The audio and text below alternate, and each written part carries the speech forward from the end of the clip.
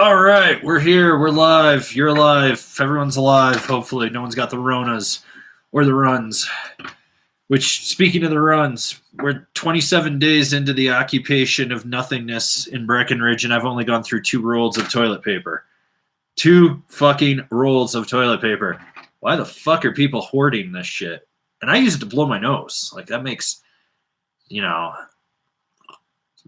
makes no fucking sense to me. Anyways, so here's what we got going on today, guys. All super chats that are made today, as well as on Wednesday, will be donated to the Snowboarding Community Fund, which is a fund set up to help the freelancers in snowboarding. So your photographers, videographers, park crew builder guys, the film crew type people, just people that genuinely don't get a steady paycheck. So all the money donated today, coupled with what we made on Wednesday, will be donated probably, my guess is Sunday or Monday morning, to the Snowboarding Community Fund, which is at almost 9,000 euros in there. So that's 3 people that are getting hooked up with that. And the way that works is for every $3,000 increment they get, they go through the application process, verify everything, and then donate to the people.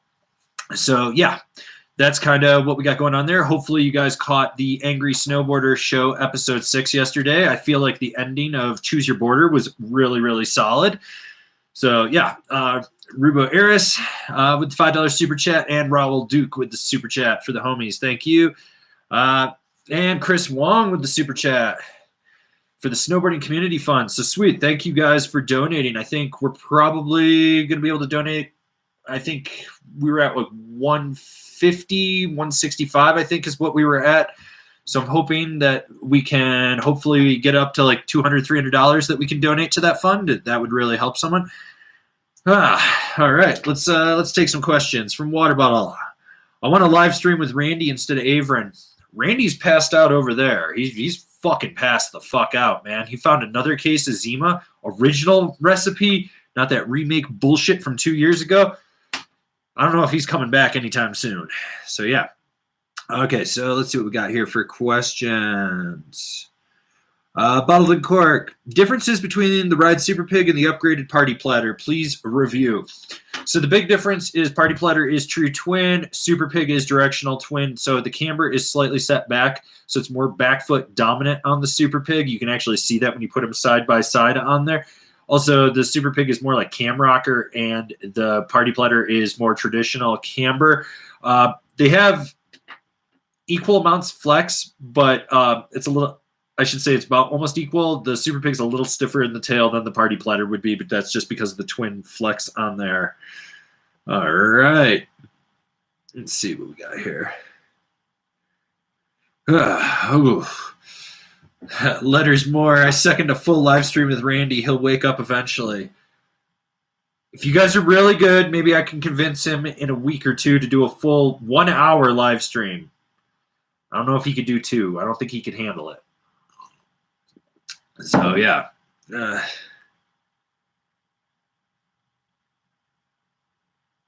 Fletchtown, is it just me seeing it wrong, or do Mark McMorris and Jamie Anderson consistently get a favorable bias from contest judges? It's been winding me up for years. Oh, my fucking God. Are you... Jamie Anderson's been doing the same fucking run for 7 fucking years. We know she's going to do front 5, back 5, front 7 or something. Somewhere along that line. It's those variations of spins. That's about it. She's consistently going to throw the same thing. As far as Mark McMorris, when you have 10 people throwing 1440 triple cork mutes, I guess you got to go with the one that's most consistent. I don't know. It's fucking bullshit. It's just straight fucking bullshit. Yeah. Yeah, no. It's fucking bullshit. You're not the only one. All right, let's see. Broden Smith, DJ Averin, spin that wheel. Also stopped into my local board shop for a new stomp pad and came out with some bent metal transfers. Support your local. You got the line. You get to spin again. A spin of nothing. Nothing. You got the word snow. You got the word snow. Okay.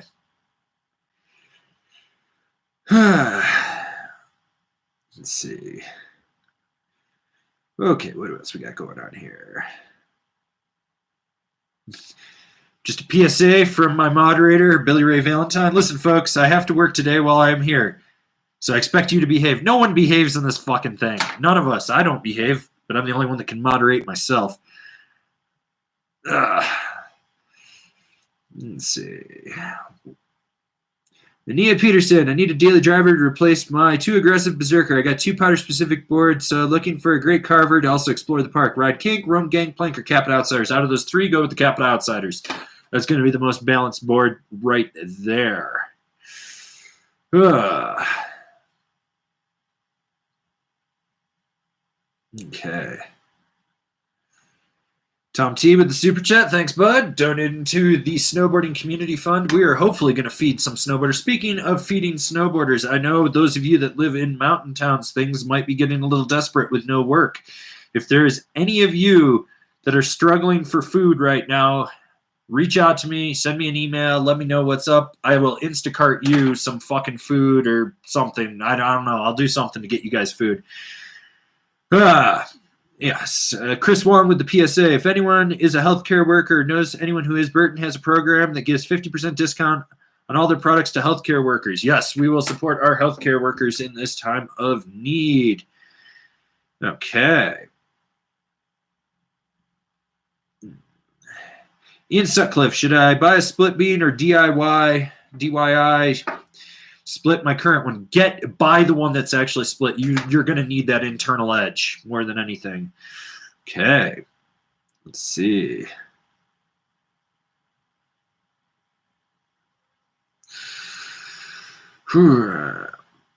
Let's see. All right. Ooh, we got a battle of the Sutcliffes in here. We got Ian and John, no relation. All right. Let's see. Okay, Fletchtown for the community fund. Great cause. It is a great cause. We are raising money for that great cause. There's 48 of you people in here. Where the fuck are the other 52? Where's Vanessa Tracy? Where is everyone that's usually in here? I'm kind of disappointed in you people. Matthew Smith. What is a good board to rip pow turds and hit mid-sized cliff drops with a size 13 boot and 150 pounds? I would look at something like a Jones flagship or ultra flagship in the wide. You could do the Berserker wide as well. Maybe even the LibTech Hot Knife or the TRS C3 for next year.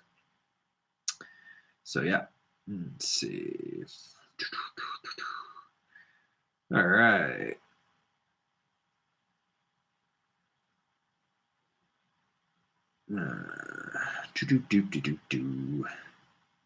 Frank 0020. Hi, guys. Where should I shop for Mammoth tickets to get a good price? 1 to 2 for next season.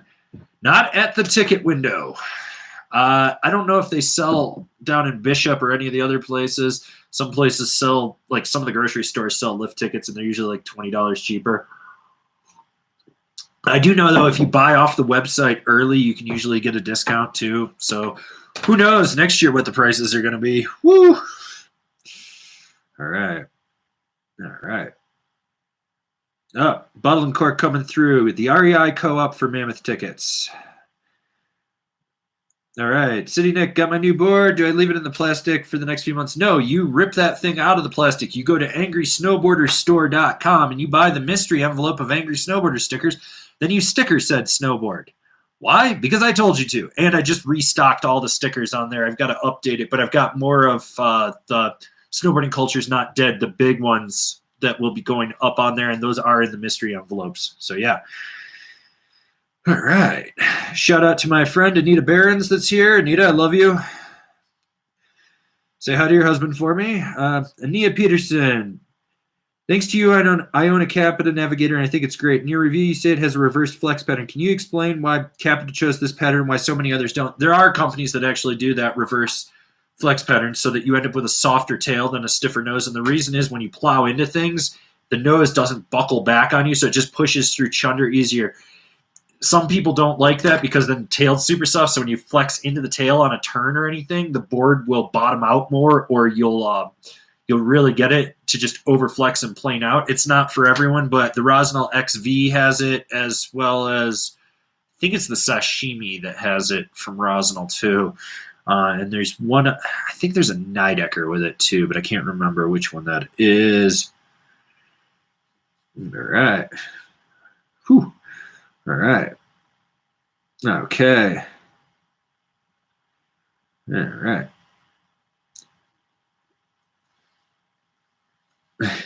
And Burden Smith with the PSA. Then you send your sticker jobs into Angry Snowboard after buying the mystery sticker pack. No, we're past that. That was week 1, 2. I don't even know of the Angry Snowboarder show when I did the sticker clinic. Bigger question. How many of you guys were stoked on the Choose Your Snowboarder segment in yesterday's show or what I posted on Instagram? That's what I want to know. Yes. So there we go. Bottled in cork. I need a black 151 slush slusher. You need a can of Krylon Fusion spray paint. You got the time. Go do it. So, yeah.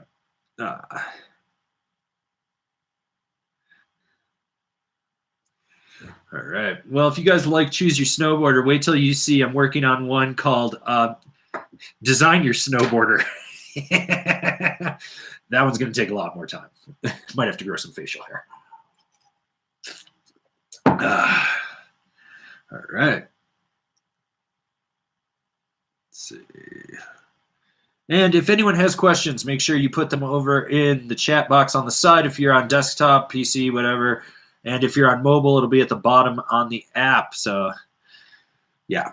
There you go. Brother Smith reminds me of 1080 Snowboard on N64. God, that game was awful. Ugh, fucking awful. Tom T, review an old black snow and show us when you nose press it. This isn't Dig My Quiver or whatever the fucking retro snowboard trader bullshit is. That's never going to fucking happen. All right. James D, yo, Averin, 5'4", about 150, 155 pounds, size 8 boots, intermediate level. We'll have a good time on a 55 Nidecker Liberty, West Coast powder free ride, and it's on clearance for, actually, yeah, you probably would on that. I think there's another size down there. I think there's a 53, 52, something like that. That might be a little bit better for you, but if you're looking for good edge holding shit, why not? Yeah, that thing will rip. Marco Figueroa with the super chat and the Vulcan symbol, so we're good. Yeah, gotcha. Live long and prosper. All right. Matthew Everly, Capita Death Grip explained. It's just a center contact point on the edge. So basically where the radiuses would meet, they didn't blend it, so it created a contact point. That's it. Does it work? Not really. It's in a point where it doesn't give any added grip. Okay. Christoph Golis, I got 10 US boots, Adidas. Do you recommend medium or large bindings? For those big behemoth fucking Satchmo boots, because they're bulky as shit, get a large for sure. All right. Just so everyone knows, with the last live stream, the internet went down in my whole block for about 15 minutes, and it didn't come back. So that's what happened to the last live stream. Shit fucking happens when you live in the mountains, people. Okay. I think we're caught up on questions there. Vanessa Tracy, I loved your Choose a Snowboarder, FYI. I'm serious. That should be how the dating app works, where it's just a photo of it, whatever you're going to swipe right or left on, just jiggling around. Whew. Okay. Oh, also, for all you creative types, Marhar Snowboards is doing a design a snowboard contest on their website. So if you go to marharsnowboards.com, they also got stuff on their social media, but you can design a snowboard. The one winner will get a snowboard of their choice with their graphic on it. So for all you creative people, definitely check that out. Okay. All right. All right. Okay. Okay, Vincent Dew. How did I come up with that pink getup? I actually own that pink one piece. That's my personal pink one piece. It's called the Snuggler. It's from Korea. It has Velcro shoulder pads in it. So you can have like beefier shoulder pads. It's also a woman's small. So it says on the tag. And unfortunately, you didn't get to see the back of it, but most of the rhinestones have fallen off. But it was bedazzled at one point and it said getting radical. My friend's wife bedazzled that because she was a professional figure skater. So yeah. Okay. Burton Smith, I want to know why you own a full pink outfit. I think I just explained that one. Okay. Marco Figueroa, dual arc edges on Marhar. How good is this on ice? Closer comparable to Magna Traction, better. It's It's the same concept. It'd be closer to Arbor's Grip Tech. So what it is they have a tri-radial side cut and they don't blend right where the radiuses would meet. So it comes back out and it's designed to line up with the insert pack. So right underfoot, basically you've got this bumped out contact point that grips. Now, those guys designed their boards for riding in Michigan, and Michigan is notoriously icy. So it works. It definitely works. Yes. Okay. Oh, God. Water bottle. My mom's making me move from the prestigious Incline Village to the Minden Gardnerville area. Am I still allowed to claim the local status at the resorts? I'm sorry you have to move to Minden. Ugh. That place is a shithole. Oh, at least it was the last time I was there. And I assume nothing's changed except it's just a bigger dumpster fire. You can claim anything you want. Just don't tell people you're from Minden. That's what I would do. All right. Let's see. Michael Kulig. Avery, tried the Smith Storm Yellow Flash. Noticeably better than the Storm Rose Flash in whiteout conditions. So the big thing is with lenses like that, it comes down to everyone's individual eye because the cones in your eyes and the colors are so different. So for me, rose in whiteout conditions isn't as good as yellow. Yellow always tends to allow me to see better, and I shouldn't say that always because I do use a rose lens on my dragons from time to time, but that's when I know it's going to be like a little bit higher visibility. But the big thing is everyone's is different, and it's one of those things like certain colors. Like Kevin will actually ride a darker lens on whiteout condition because he's fucking colorblind, and it works for him. So yeah.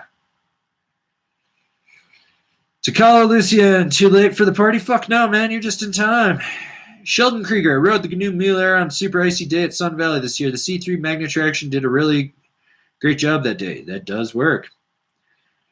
Okay, Tom T. Even if you designed a new Edge Tech, would you bother or just focus on the side cut and camber? I want a little buzzsaw underfoot that spins around using perpetual motion and kinetic energy, and that way I can ride up next to people and just cut their legs off. That's the Edge Tech that we need, and that's what I want to work on designing because we're all going to be snowboarding in the apocalypse here real soon.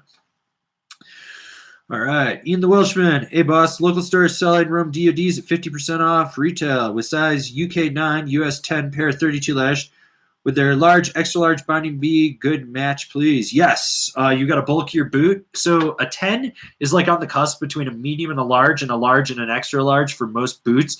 In that, yours is a little bulkier, so the large, extra large will fit in there. Okay, Ian Sutcliffe, full camber park boards with a medium flex and good at carving. Interior plane project, Hana Lee, Capita Outsiders.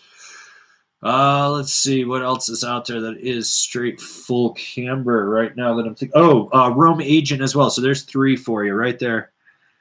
Okay. Yeah. So we're up to 70 people. If you're new here, put your questions over in the chat box. If you're on PC, laptop, whatever. If you're on mobile, it's at the bottom on your phone or your iPad or whatever the fuck you're using on there. Also, all super chats today are being donated to the Snowboarding Community Fund. It is a fund for freelance videographers, photographers, park crew guys, basically people that make the content that we like to get stoked out on. It's a good campaign that they got going on GoFundMe from Nitro. I endorse it, so we're going to donate all the money from the super chats this week to it on Sunday or Monday morning. So yeah.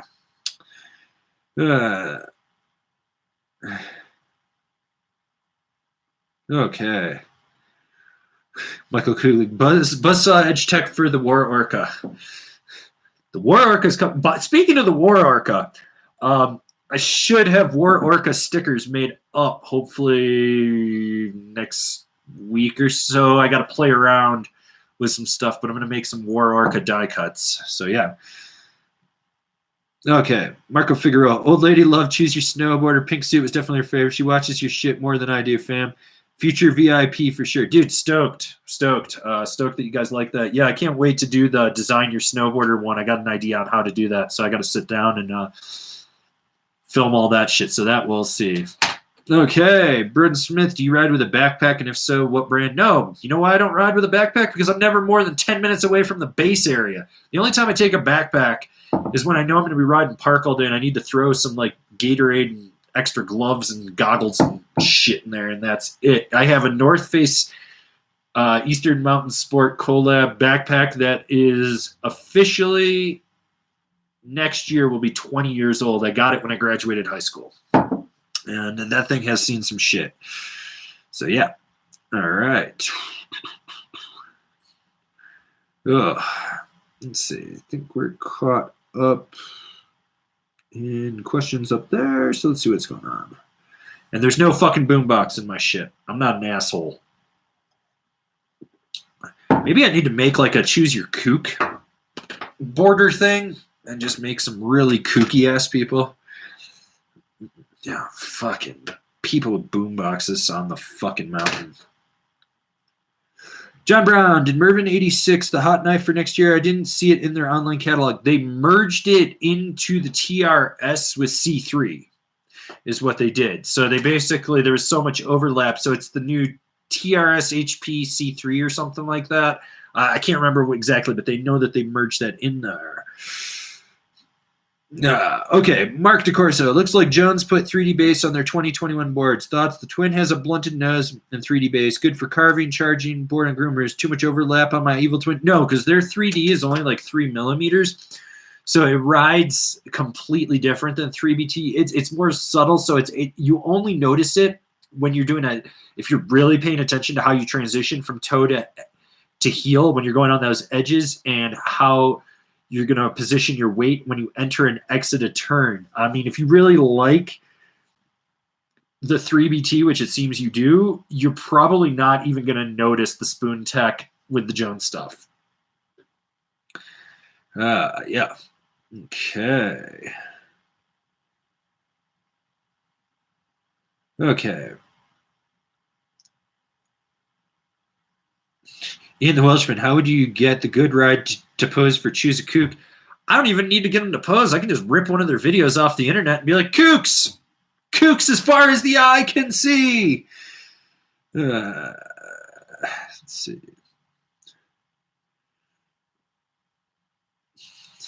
Matthew Everly, what does Avon bring to the resort for lunch? My wallet.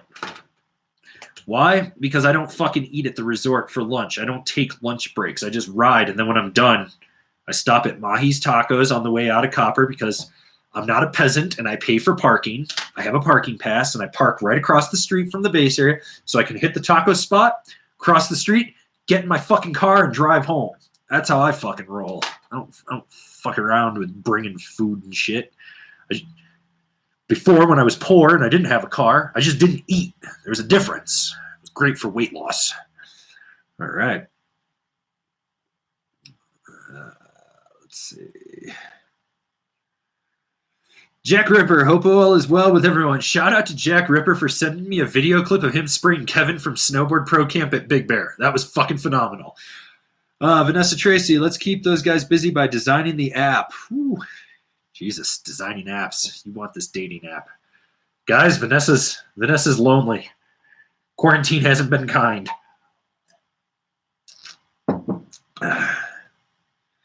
Let's see. James D. Abram for Seze Boots. Will I fit better on smaller medium union bindings? Never tried small bindings before. So rare for union. I think with union, you actually have to go to the medium. I think the small fits. I mean, I think it'll fit, but I think you max it out, and I don't think it's wide enough for the boot imprint on them, just because like the way that they design them. So I don't think you actually need to go to a small. Okay.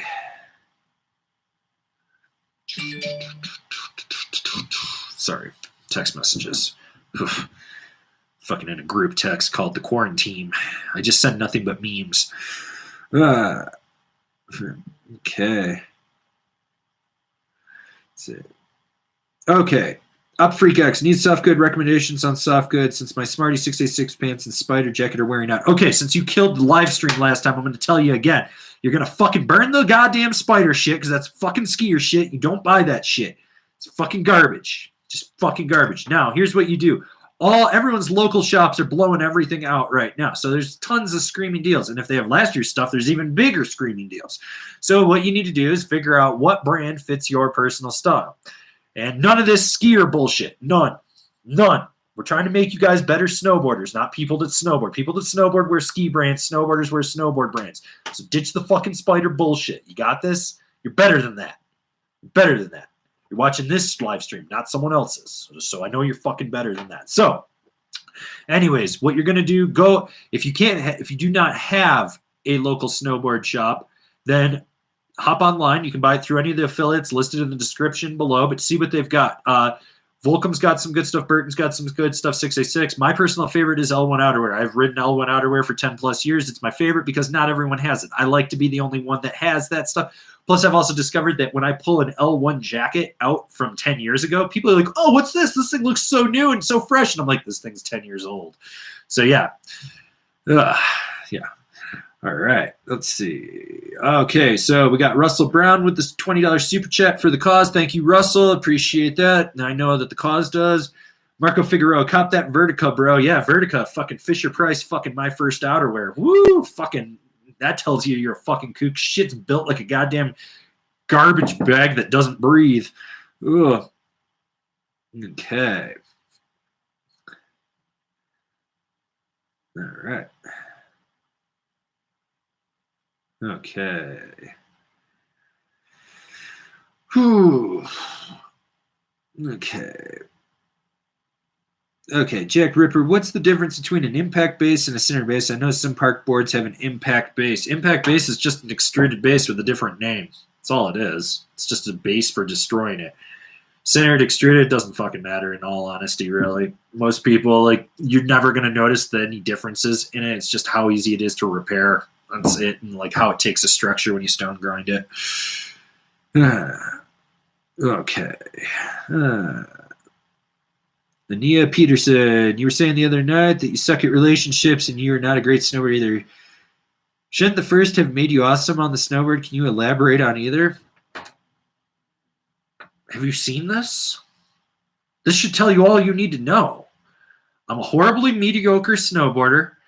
And I'm even worse at relationships. That's it. And if I have to choose between a relationship or going snowboarding, snowboarding has won every single fucking time. As I tell people, I'm in a seriously committed toxic relationship with my business, which happens to be snowboarding, which is abusive to my body, mentally and physically. And it takes up all my time, and it doesn't let me hang out with other people, and I'm not allowed to give up my time to other people. So basically, it's a very toxic, abusive relationship, and that's all you fucking need to know. That, and it's not as bad as it used to be, but it's probably going to go back to these statistics. When I moved to Summit County, I think it was like 1 in 12, so there's one girl to every 12 dudes, and now I'd say it's like 7 in 1, which is way better odds. But man, back in the day, whew, fucking awful. Dude soup. Like on another level. Like, where's the meme that I think best describes this? I got it on my phone. Yeah, right here. This basically sums up a mountain town if you're a chick. Just wieners around your neck. That's all you need to know. Okay. Let's see. What else we got going on here?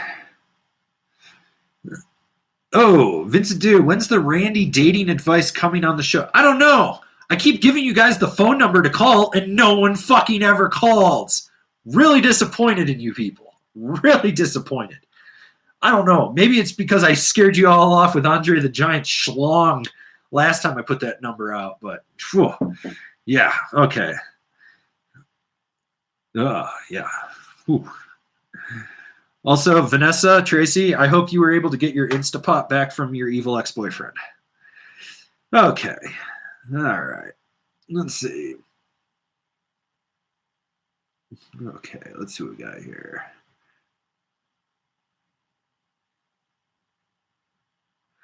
Story 3333. I learned to snowboard in a spider jacket. Am I the ultimate kook? I wear Quicksilver now.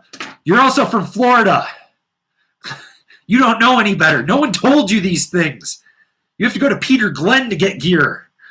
Which, shout out to Peter Glenn, because I know that they absolutely love Kevin for some fucking reason. I don't understand that undying love they have for Kevin, but it's crazy. Okay. All right. Let's see. All right.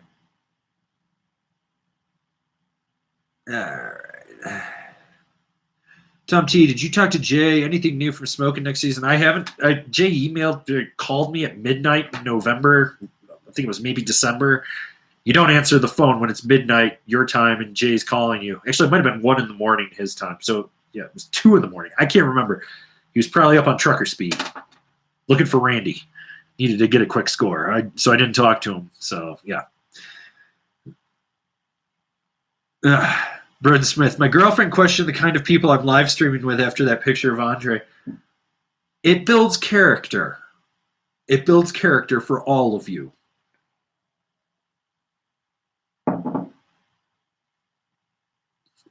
Oh, man. Okay. Cameron Perry, I learned to snowboard at Big Bear. That's about as kooky as it can get. Oh, man. Big Bear. That place is, it's in its own fucking world. Every time I go to Big Bear, I'm just like, why did I come here? What did I do to myself? Oh, I think I'm going to Big Bear next year. Save me. Okay, Mark DeCorso. How good is Burton's shrink tech, size 10.5? Can I squeeze into a medium union binding? I think you can with a Burton and a 10 point. No, you can't because they run it off of a different sizing. If you were, yeah, no, you need to go with a large on that. Even though it's the shell length of a 9.5, it won't fit into the union. If I remember correctly, it won't fit. All right. Okay, Michael Kulig with the super chat for the fund. And remember, tail tap fat skier kids. Always tail tap fat skier kids or spray fat skier kids. Or my favorite is mommy tipping fat skier kids, which is the fat little skier kid with the fucking dual leash on him, and the mom is like snow plowing behind him. You come by and you grab onto the leash right in the middle and you pull as hard as you can and you pull them both to the ground. That's mommy tipping. Bet you guys didn't know that one. That's a fucking new one for you.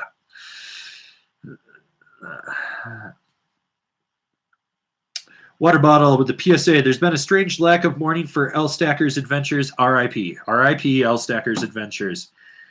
All right. Oh shit. We got a text from Slim Whitman, everyone. This is a great show. I really love you. You son of a bitch. Thank you. Oh, he's gone manic, everybody. He's in a good mood today. He's not in his depressive state where he wants to kill me. That just came in from Slim Whitman, everybody. Yeah, good old Slim Whitman. Okay. Yeah, Michael Nyblum. I'm so bummed my phone can't receive MMS messages. I want that Andre. Dude, I tried to send that to the Euro guys like 100 fucking times, and it just kept getting denied. Okay. One Cold Frog. I hope the ads pay well. Just watched one for 15 minutes to get on. Jesus Christ, you are a fucking champ letting the ads run for 15 minutes. I probably made a whole $1 from that. Woohoo! Okay, PSA from my moderator, Billy Ray Valentine. You guys should call the hotline. It's rad. He was the first one featured on the show on yesterday's episode. I will be turning the phone number on for phone calls probably Sunday afternoon just to record some stuff. So if you follow me on Instagram and Facebook, you'll see something in there. Yeah. Let's see.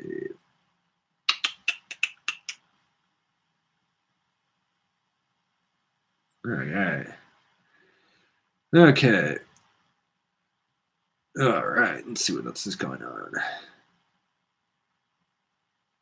Okay. Ian Sutcliffe, how's Kevin doing? Hopefully taking good care of his skin with all this free time. He's sitting in a bathtub of moisturizer as we speak. Or maybe meat tenderizer. I don't really know what he's doing right now. I haven't talked to him in a week. He was trying to figure out the unemployment thing and whatnot and playing with his short-haired wiener. Okay. Fletchtown, is Slim really L Stacker? No, because I feel like Slim doesn't sound like a complete fucking retard. Plus the phone number isn't Idaho. It's California. So there's that. Okay, hey, this is a good thing to know. Angelo Lombardo says, I have a medium union STRs and 10.5 Burton boot. Works great. Okay, so you can fit into the medium. Oh, we got another text. Someone saying Slim is Jonathan Buckhouse. No, that's too much cognitive thought for it to be Buckhouse. Plus, the text messages are spelled correctly. I mean, seriously, like if we weren't doing donations to the Snowboarding Community Fund, I feel like we need to like get a donation together for Buckhouse to buy him a fucking dictionary and a thesaurus, because that kid cannot fucking spell to save his life. It's the most cringeworthy, like complete example of why you never want to be raised by a religious cult and homeschooled. That fucking kid can't spell to save his goddamn life. Okay, OpFreakX, where do you get the text in number? So the text in number is 970-329-2012. 970-329-2012. So yeah, there's that. All right. Ian the Welshman, when will Kevin's partner decide to sell him to superfan Alan Russell for that? I feel like by you saying partner, you think Kevin has a male partner. Ashley is definitely not a man. And I think she's too in love with Kevin to ever sell him to creepy superfan Alan Russell. All right. Okay, Tim Parker, have you tried a board waxed with the DPS Phantom System permanent wax yet? I see some websites are making it available at time of purchase now. I haven't. But I talked with my guys at Gravity because they have a tune shop, Gravity at Copper, and basically it's like a thin layer of epoxy that goes on there. And then when you core shot it and shit, you basically have to reapply the whole thing. So I'm kind of leery about it. I have Snow Coat sitting right there, and I meant to put some on one of my boards for the spring, and then all this shit hit the bed. So I might do a video of me like actually applying it to one of my boards, but I won't be able to ride it for months. Okay.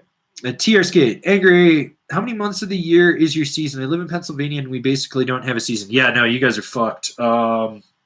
So basically the season can start as early as the first week of October and go until about the second weekend, maybe the third weekend of July if you're lucky in Colorado. But by then the snow is fucking craptacular. And the preseason, it's not exactly the best. I mean, ideally the season, you want to say right around Thanksgiving till pretty much the second week of May, sometimes the third if we get a storm in there, is really the ideal season for us.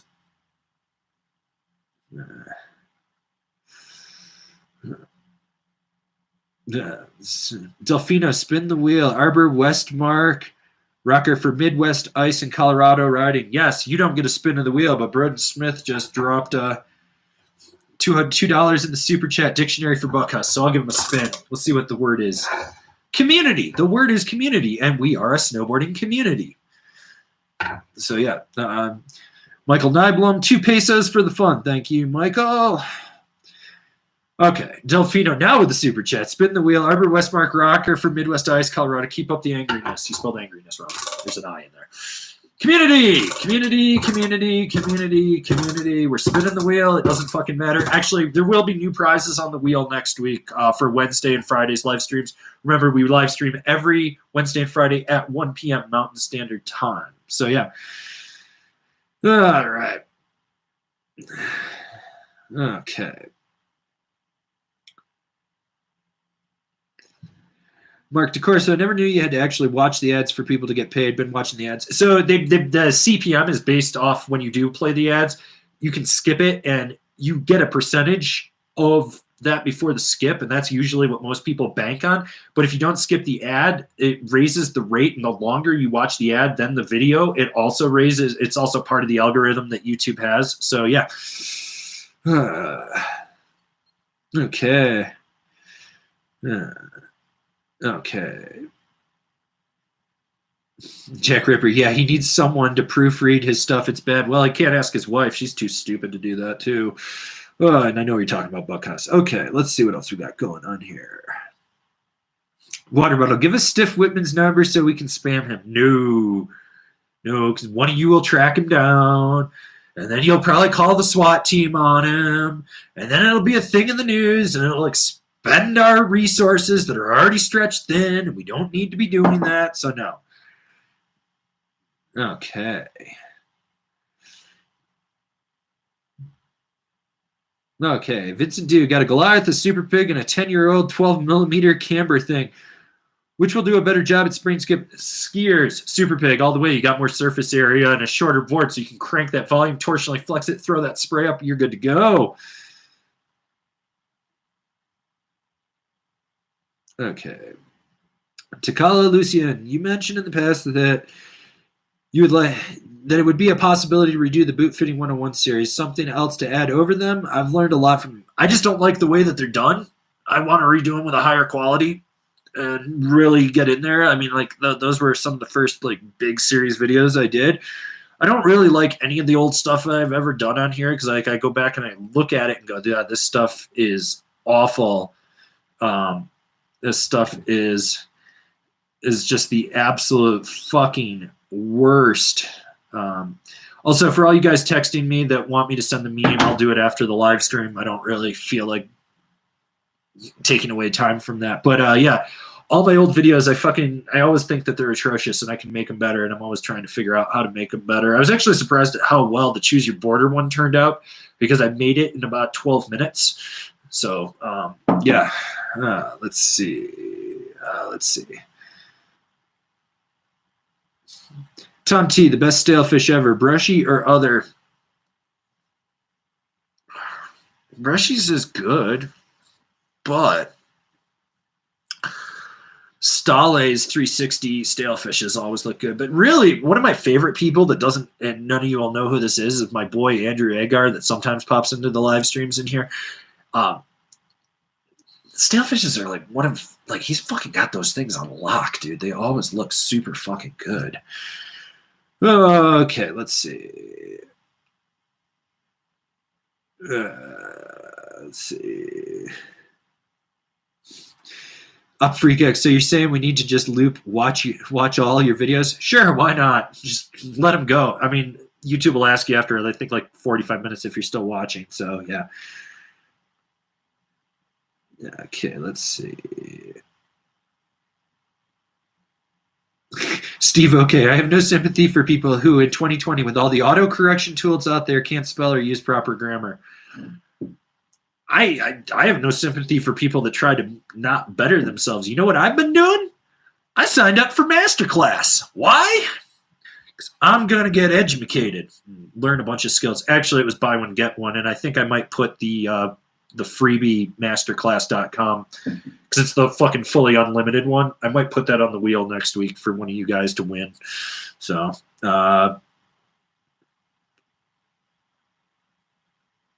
let's see. Okay, what else? I think we're good on that. Okay, Broden Smith, any news on Boot Fitting 201? Even though you may not like them, they helped a lot of people. I want to do a Boot Fitting 201 series, but that's going to be fucking aggressive. I need to get a belt sander, a table-mounted inverted belt sander for that, and I need to find an old Reichly or Deluxe thermofit liner oven, and those things are not cheap, and they rarely ever come up on eBay. And when they do, they're usually $300, and the motor's blown out. So. And I don't know where I can find a replacement motor for that, which means I would probably have to rebuild the motor, and I really do not want to have to rebuild a fucking motor for a series of videos. So yeah. All right. Okay, let's see. Mark DeCorso, I'd love to try the Westmark camber, but the waist width is 25.25, pretty narrow for a 10.5 boot. It's not that narrow. I ride a 10 boot. It's not that narrow. You don't boot out on it. You're fine. Okay. Oh, God. Matthew Everly. Will Randy ever do some preseason skateboarding for the Angry Show? Maybe. We'll see what we can work out next time he comes off his trucker speed bender. He's living in his own fucking world over there. Okay. Water bottle. Are you ever going to do another podcast with Andrew? Well, I don't think anytime soon. We're not allowed anywhere near each other. All right. Let's see. Benoit Arsenault. How do you think Arbor's rocker will work on East Coast ice? It looks shady in my eye. Flagship is sure bet since I love my solution, but Brian Iguchi Pro remains a maybe. Rocker camber. Get the camber. The camber will have a better edge hold on it. But anytime that I've had to ride like any of Arbor's stuff on the east when I've gone back or grabbed one when I'm there, I've never had a problem with it gripping. So yeah. Let's see. Paul Renard, hey Angry, thanks for the advice last week. Just got a pair of K2 formulas to match my cap to the Outsiders. Thoughts on Slush Slasher versus Resinal Sushi for POW, Party, Stupid Stunts? The Slush Slasher will be better for stupid stunts and party boarding. In my opinion, you have more tail on that than you do on the Sushi. The Sushi, you literally, from your back binding, I think it's about that much space. Where the Slush Slasher, you have about that much. It really changes the dynamic of how much snap you can get off that back foot. The Slush Slasher is a better party board and better for stupid stunts. Yeah. Okay. TR Skate. Angry, why do you dislike Gilson? I have a good friend that loves his... You don't have a good friend. You have an acquaintance that you're very familiar with. That's not a friend. That's an acquaintance. Their boards are straight fucking garbage. And here's the thing. Nick Gilson, he named his company after him. He's that full of himself. And he tries to portray himself as a snowboarder. The dude was a fucking skier that somehow stumbled on magic edge technology when he was a teacher in Tennessee. Yeah, just what I want is a fucking snowboard built by a skier that was teaching in Tennessee. Fuck that. On top of the fact, Dina Star actually did the same stuff back in 1977 to 1978 and discontinued it. Why? Because it didn't work. You're taking the snowboard's edge bite completely off so that you have to leverage that board so much over. And then even when you do, it doesn't fucking grip. And I love their whole claims. They're soft and flexible, but yet have tons of snap. That's completely oxymoron. You don't get snap and have a soft and flexible board. You sacrifice one for the other in there. Just because you can put the board on your head and bend it around and it pops back doesn't mean it's good. Like, oh, look, I can put a fucking book on my head and it does the same fucking thing. Like, their boards are built like shit, dude. And the fact that they claim they went to like 1,200 different snowboard shops and no one wanted to carry their shit, so they use it like, oh, they play the victim role. And, oh, we have to sell our shit online because no one wanted it. No one wanted it because your boards look like fucking garbage. They look like they were finished with a goddamn wood chipper. Here's something else. You get a core shot in that board right by the edge, you can never get it flat again. You can't take it in and just stone grind it until it's perfect. You have to hand file that shit on the base. And I remember exactly when I talked to him, I was like, so, you know a lot of shops that do that? Well, they're out there. And I was like, I know one.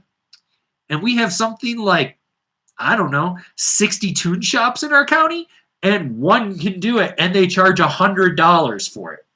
You want to pay $100 just to get your base flat afterwards? Fuck that. I've got one sitting right over there. I love that they love to promote this on social media.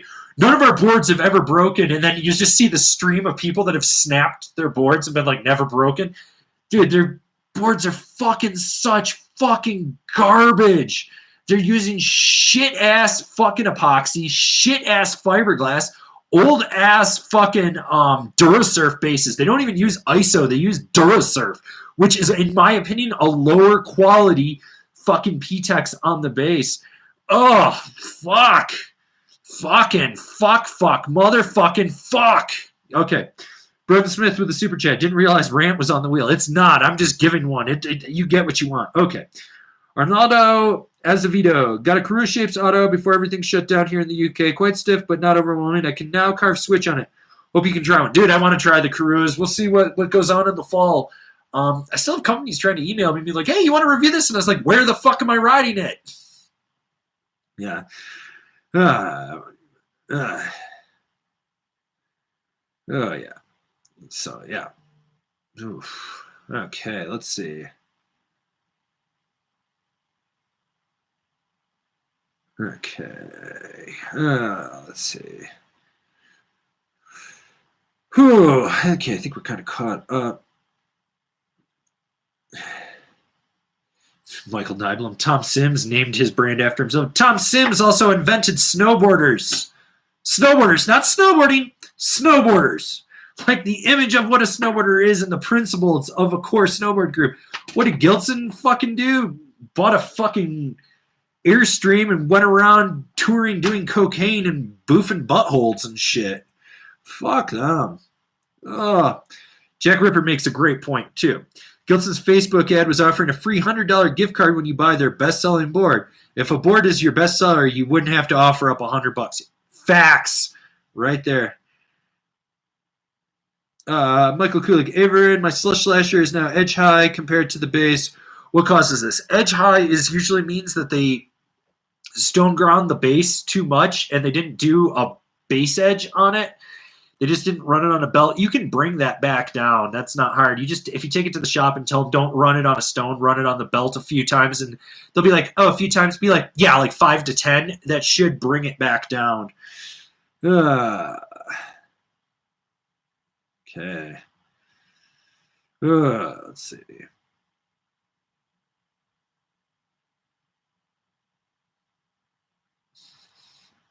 This is funny. Ania Peterson. I heard someone mention that waxing your board with a wax and iron is bad for your board. I think you said that. I don't hot wax. I don't believe in it. So what do you use to stay quick on flat cat tracks? Body weight, gravity, physics, a good stone grind on my base, knowing how to keep my speed through the flats so that I don't get stuck anywhere. Yeah, so there's that. All right. God. Only an hour in and only got 85 people in here. Really disappointed. Mike Garcia, what are your thoughts on the 2021 Spring Break Pow Twin? I was supposed to get one to ride. Unfortunately, I didn't. That thing actually looks super sick. I love powder twins like that. That thing just looks fucking phenomenal. Okay, James D. Aran, have you ridden any Dupre's snowboards? Dupre's times hot. What do you think of them? I don't think of them. I think the guy that owns Dupre's is fucking insane.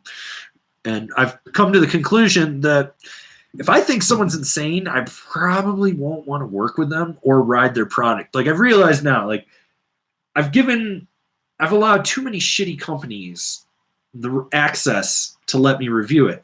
And good, bad, or indifferent, now people know about these brands. So now I'm just at this point where I'm like, I look at it, and if someone pisses me off, I'm just like, I will never fucking ride your shit, and I don't care. Why? Because there's so much other shit out on the market. We'll see where we're at in 6 months, how many brands are on the market. Let's see.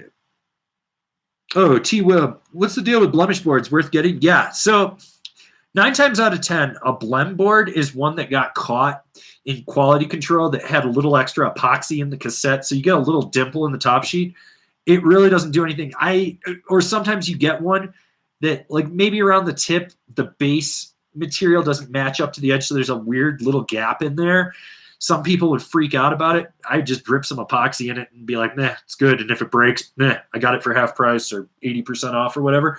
9 times out of 10, blend boards are absolutely totally fucking fine.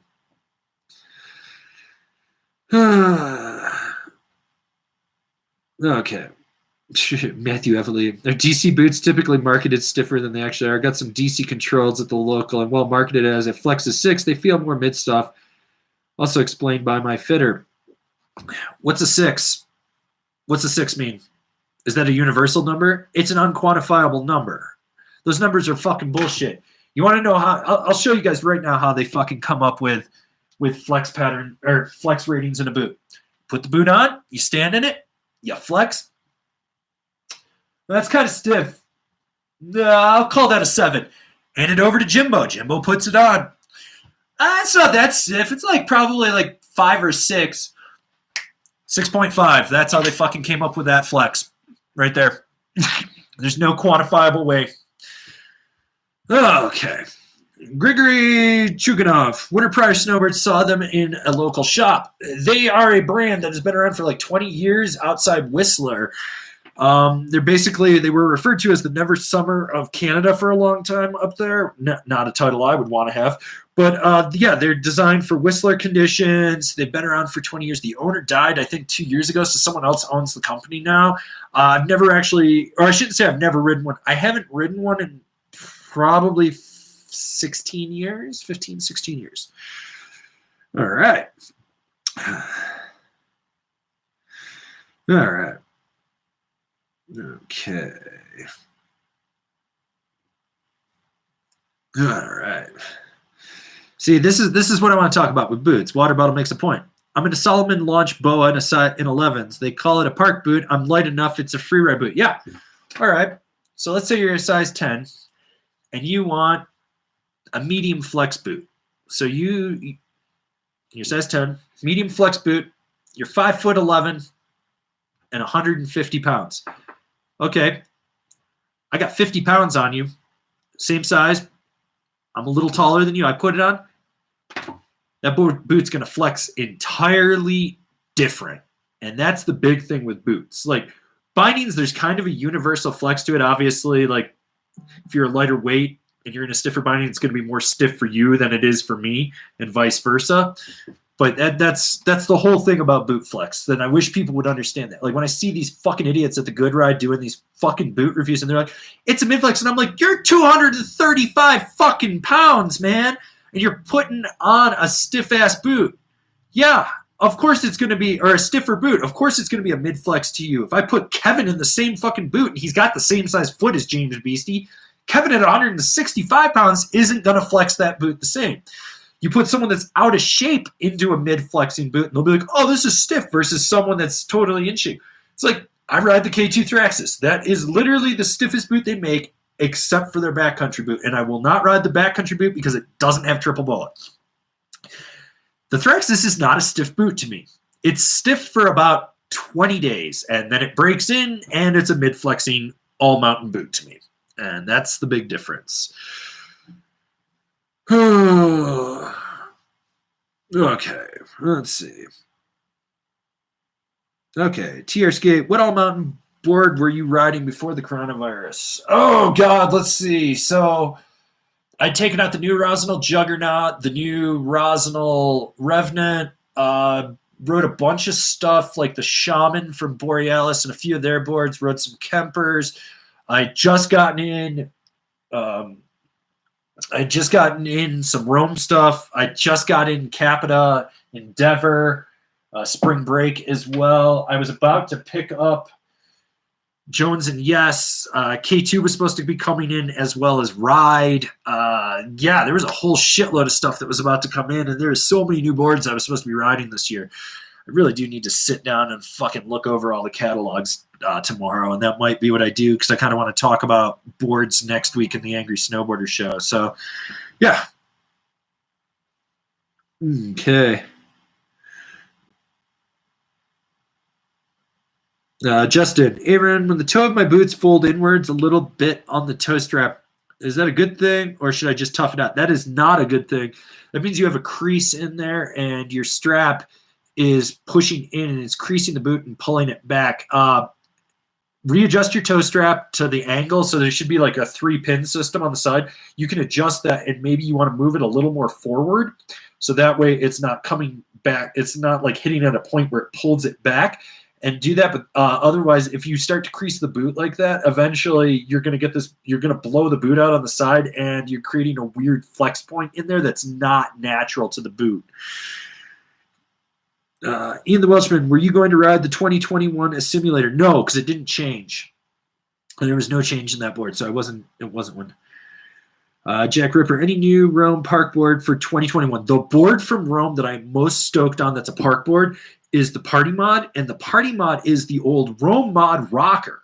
So they're bringing back the Rome Mod rocker to the lineup, and they're offering it in wide. I loved the Rome Mod rocker. It was like by far like my all-time favorite board from Rome. I just loved the tip shape, the way it rode. It was stable, snappy, very skate-like, and they're bringing that back for next year. That is probably the one board I am the most stoked for next year in terms of Park Twins. Okay. Okay, Rob Gams, Averin, telltale signs your stance is too wide. I have a wearing mark on the inside of my high back where it contacts the heel cup. The bigger thing would be, how does the inside of your knees feel? That's usually the biggest telltale sign because you're putting more stress on the inside of your knee, and your body's actually natural stance alignment can't handle it, and so you're stressing that tendon in there, and it's also affecting the muscles and the alignment, and so your knees go out of alignment. You're more prone to actually hurting yourself in there. Those wear marks actually could just be that you don't have it set up right, or you have it too tight, and whatnot. Like, I have wear marks on all my high backs and heel cups, and I don't rotate my high backs to the heel cup. And that's just usually from movement inside the binding there. So, yeah. Okay. Let's see.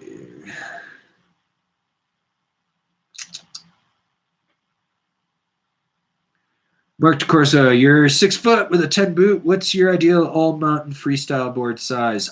55 to 57, depending on which board it is. But typically ride like a 55.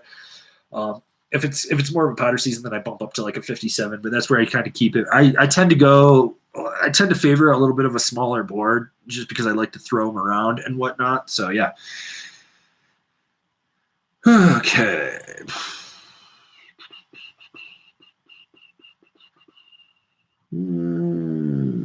Okay, kind of caught up. Caught up on those questions. Let's see. Switch flip, just on first glance, what do you think about the Ride binding reset? I think it was about time. I think this is the right move for Ride. I'm really curious to see how it pans out for him. I really would have liked to see how it would have panned out going into a normal economy in a normal season, but overall, I'm really excited for them as a brand and to see how that pans out for them. Okay. Carson Beshi. Will anyone reopen late season? What is it? Beartooth, whatever, up in Montana, the summer resort is saying that they'll tentatively open, I think, end of May, maybe the start of June, but they're playing that by ear. A Basin's trying to be optimistic at this point. I'm like, it ain't happening. Timberline, I know that the guide cable on Palmer broke, so they got to replace that before they could open the upper mountain. So, yeah. Bottle and cork, how do you take your coffee? I don't drink coffee. I don't like things with caffeine. It puts me to sleep.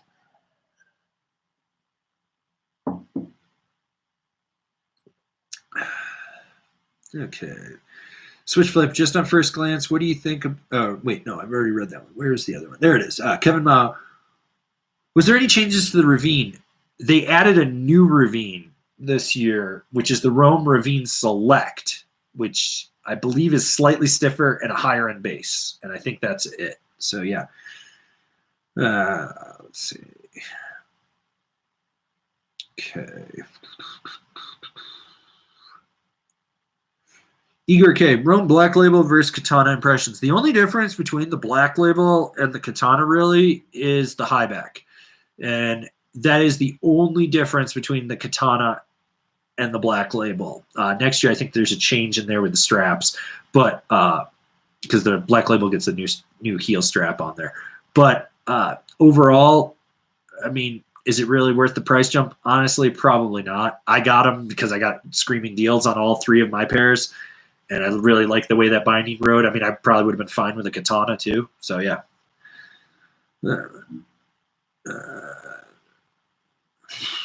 Grigory Chuganov. Got Katanas last season. Love all the adjustability, but I find all those bolts keep getting loose. Tempted to put thread lock on them. Any advice? Don't use thread lock. Clear nail polish. Because if you ever have to warranty it and they see that you thread locked it, they're going to be like, oh, this was a user, blah, blah, blah, blah, blah. Clear nail polish, it hides everything. You just you put it on the threads, you tighten it down, it locks down, or you use just crazy glue, just a squirt of crazy glue on there and it tightens down. I had the same issue with one screw on mine, and that's what I did, and I don't have that issue now. Let's see. Michael Kulik, K2 still looking at bringing back the clicker system. Didn't that fail miserably the first go? Oh my god, it fucking failed so miserably the first go around. Yeah, they're bringing it back. they were actually supposed to give me a set because K2 boots fit my feet, so I was supposed to get the Masis because it's the Masis boot that has it. The cool thing is with their boots, I realized they recessed the clicker thing in there, so when you're actually standing, you're not walking on the clicker thing, and you can ride those boots. Like you can take the cleat off and just ride them like a regular snowboard boot. It'll just be a little stiffer. Let's see. Flying Bang Bus. Avery doesn't drink coffee. That solves the mystery of why he's an angry snorer. No, I don't have an addiction to coffee to need to function like most people. So that allows me to cognitively function a lot better and not be in a haze because I have a stimulant in my body. Yeah. Let's see.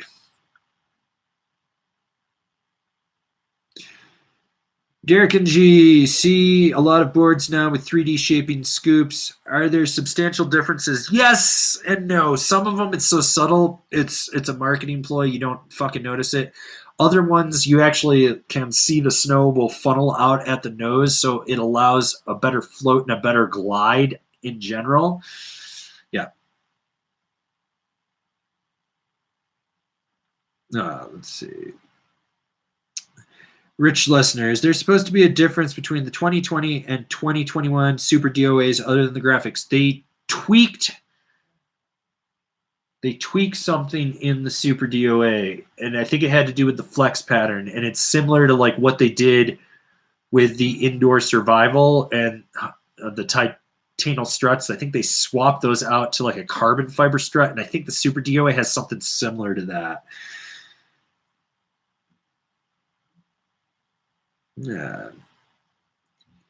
Mishug 4YT. Sensei, your thoughts on more setback for bindings on powder days? Any drawbacks like messing the side cut or flex pattern? So when you basically, if you're on a board and let's say it's like traditional camber and you're setting it back, yeah, the camber is going to load completely different on there, and you're also going to flex the board, not center flex it like where you should. You're going to be center flexing it more back, and it's going to be flexing. Everything's just basically set back. It does change the edge-to-edge transmission and the initiation on everything like that. That's why you see boards that actually have a setback camber, a setback side cut, and a setback so that it matches everything up and works all cohesively as one.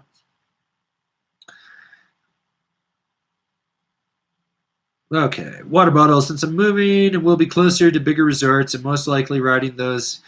Is it worth getting a bigger free ride board for the bigger cliffs and cornices and whatnot? Yes and no. I mean, you're 14. It doesn't fucking matter what you ride. You're just going to be stoked to be out there riding. Will it make you a better rider? You'd have the right tool for the trade and for the job, so that would really work for you there. And you are riding that heavier Sierra cement, so I think maybe getting something a little more directional might benefit you. Okay. Ania Peterson, I heard you and Kevin talk about cane and footbeds and that you don't like them. Why? I made my stance in order to take some pains away. I was thinking about a slanted footbed. Now I have the katana. So here's the thing. Canted footbeds are really a throwback to when everyone in the early to mid 2000s was going with a wider stance for jibbing. So when you cant the footbed, you would change the knees from instead of being bowed out to more straight. So it would change the anatomy so that it was a better balance. Now that we're all coming back in and like 21.5 is reference stance, when you put that canting on there, you're putting yourself almost to a knock-kneed position.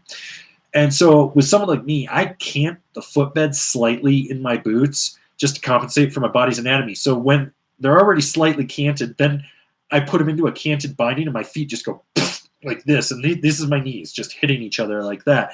It's not for everyone. Some people, I mean, if you're rocking a 24-inch stance, which I don't know why the fuck you would do that, yes, it makes a world of difference for them and that. So yeah. Okay. 15P, when will snowboarding get a new school generation? I feel like we're kind of in the middle of like a slight new school generation. Probably like 2-3 seasons we'll see something more. Okay. All right.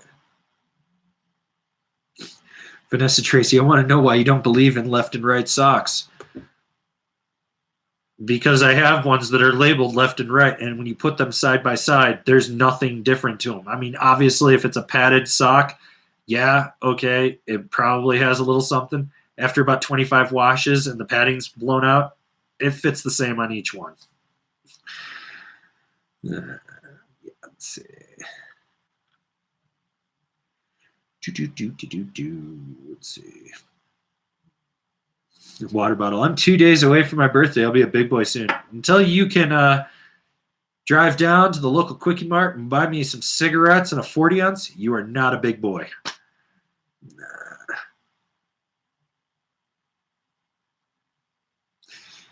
Derek asks again, thanks, man. Another question for Colorado. Either pass. What's your picks for best backcountry resort-wise? There's no such thing as backcountry out of resort. That's slack country. That just means you're going out a fucking gate and it's slightly patrolled. I'm an Alterra guy. I'm done. I'm done with Vail Resorts. Like, I don't give a fuck about them. I don't deal with their bullshit fucking policies. That's me personally. I also think that Alterra has the better resorts, but I've also ridden all the Vail Resorts for like 12 years. You kind of get bored with shit. So yeah, kind of depends on how the snow falls on the day. Vanessa Tracy, your sock game is weak. So is your dating game. We going there?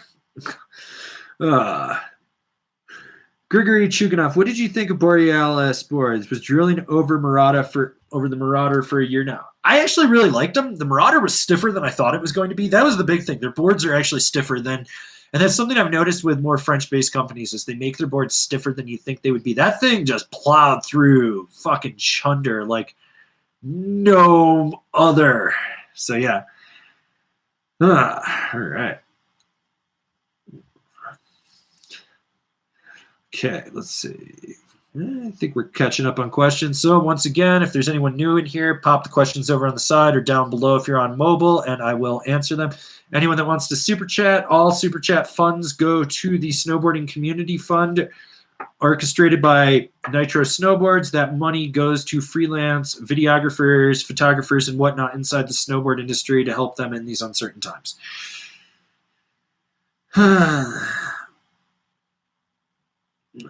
Let's see. One Cold Frog. What's the difference in left and right Twix? Psychology. That's it. They're both fucking delicious. I have been eating way too much candy lately. I'm going to get so fat. I just want cupcakes. That's all I want is cupcakes. It's like the one fucking thing I really miss about this is cupcakes. No one's got, like, I think I have to go to Whole Foods to get cupcakes that are pre-baked now. I haven't set foot in Whole Foods in years. I fucking hate that place. All right. Yeah. Vanessa Tracy, I'll make you cupcakes. Even after that sick burn? Whoa. You're a keeper. Not for me, but for someone else. You're a keeper.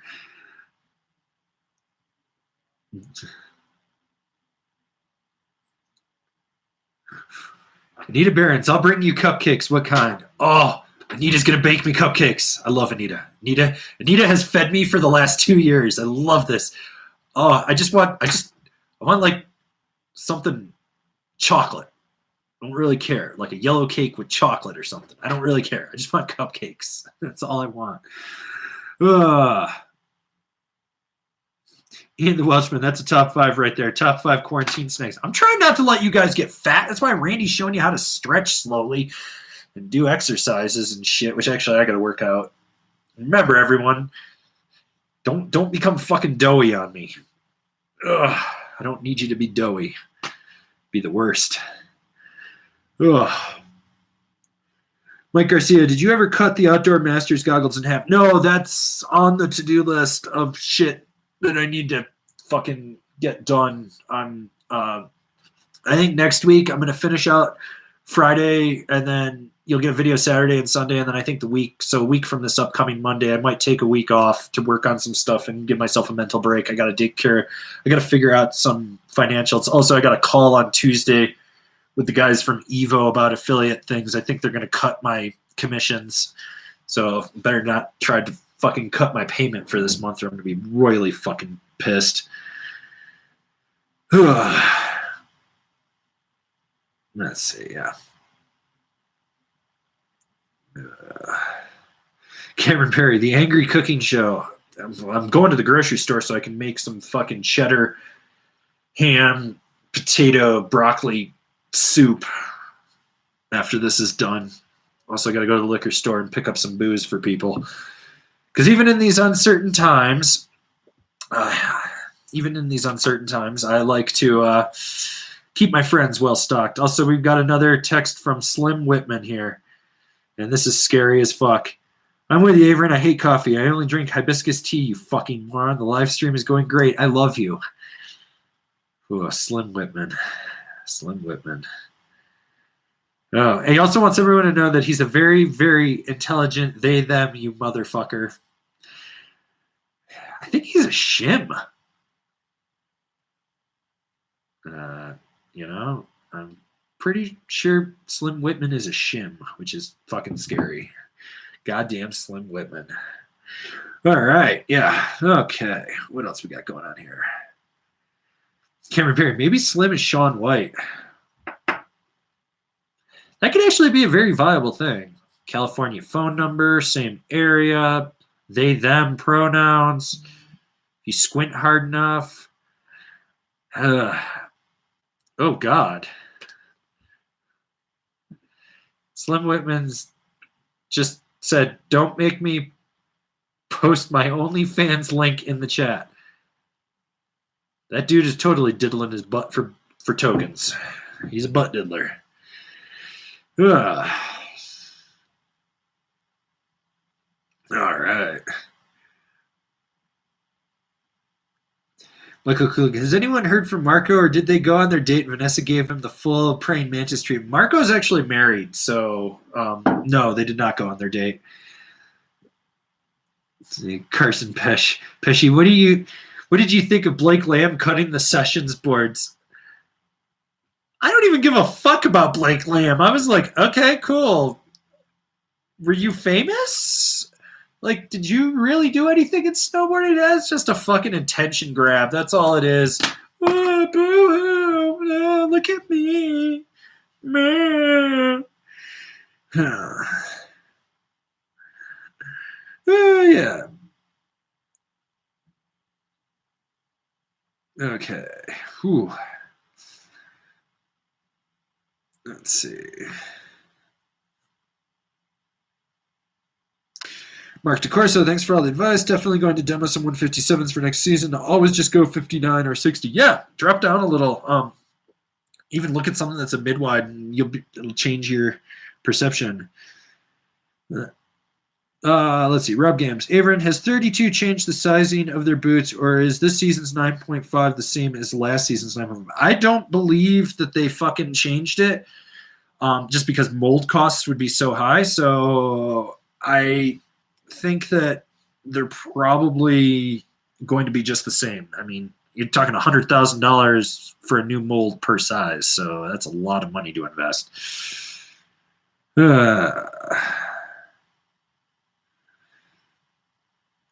Okay. Let's see.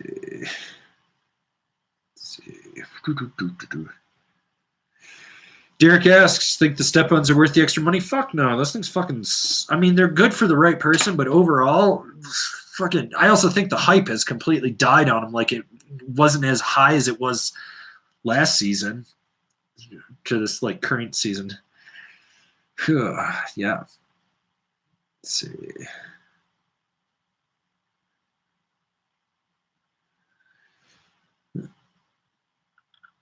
One Cold Frog. Now I have to go to the store and get cupcake stuff. Thanks. Thank you. Thank you for getting and making me cupcakes. FYI, One Cold Frog is a set designer for me. He helped build the altar of snowboarding behind me, which we might be moving that into a new room. Got to figure out some stuff here in the future. Shit's getting real over here. Okay. Let's see. Nobody should be gaining 20 pounds in 2 weeks during this quarantine. Please, people, don't get doughy on me. I worry about you. Switch Flip, is the hype on the Super Pig still there? I'm still pushing it. I think it's still a solid board, so yeah, I think it's good. All right. Yeah.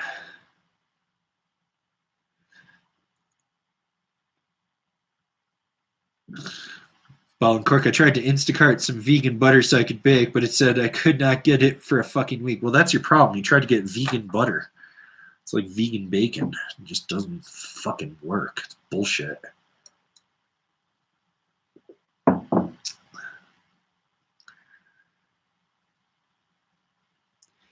Dude Guy Man 77, what would be a good type of board if you were to follow winter and snowboard for a year? If you could only have one, get an all-mountain freestyle board. Top fives of those: Jones Mountain Twin, Captain Mercury, which would be my number one choice. Ride Algorithm, yes. Typo, and I would throw the Rome Agent in there as well. Those would be the five that I would go for. Probably the Mercury would be my number one pick, but let's be real.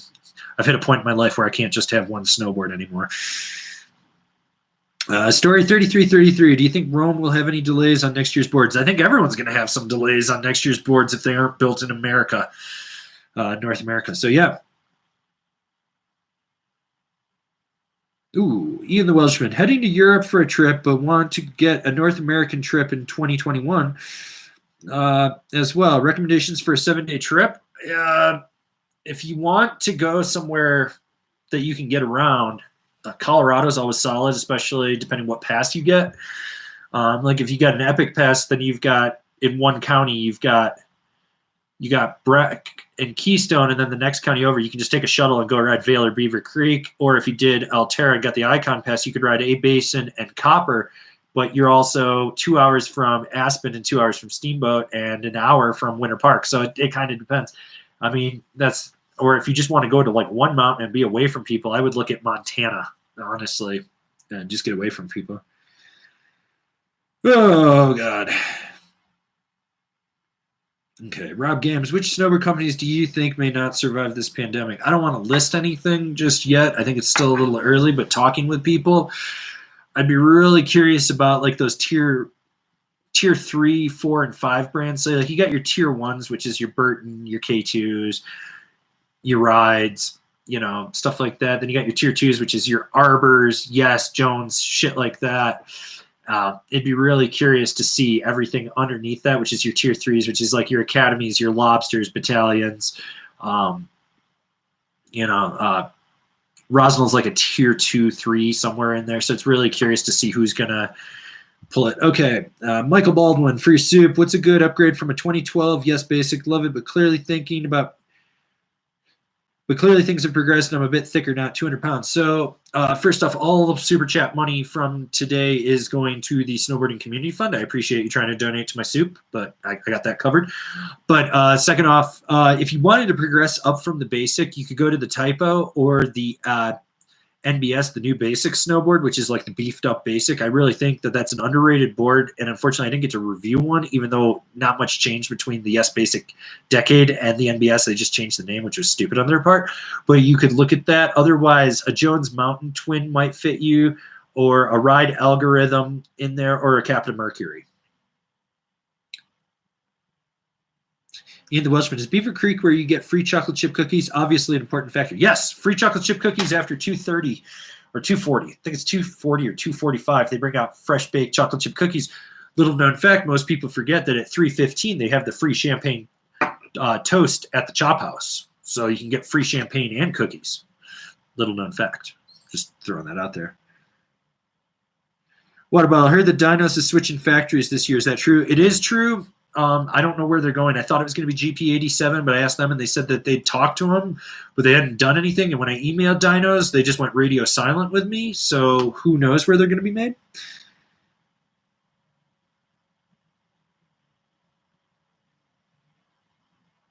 Okay. Nia Peterson, how much is a day ticket in a resort over in the USA? Europe is about $60. Depends where you go, but Breckenridge peak season is $208. Vail is like $215. Copper is $194.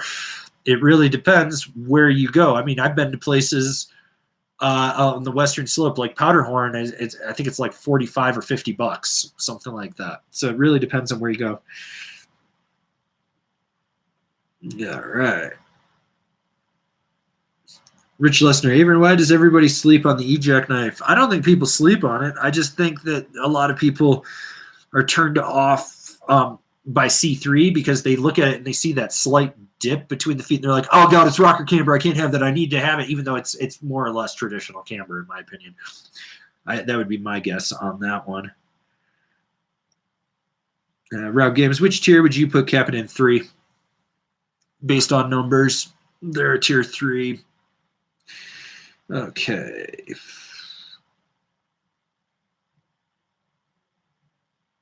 Let's see. All right. Oh, God, yeah. Hopefully Rurok dies. All right. Let's see. Okay. All right. Let's see. So we've been here an hour and 25 minutes.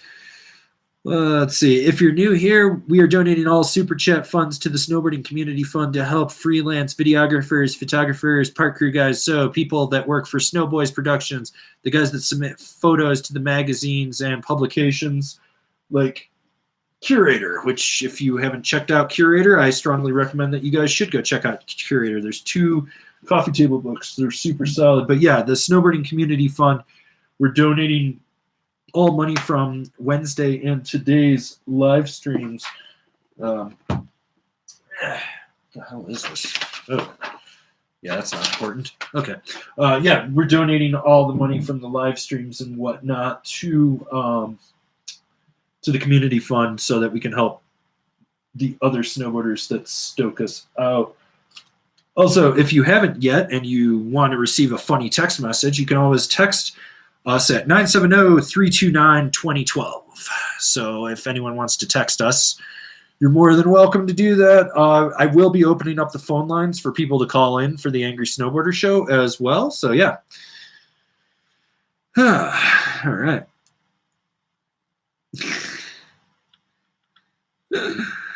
All right.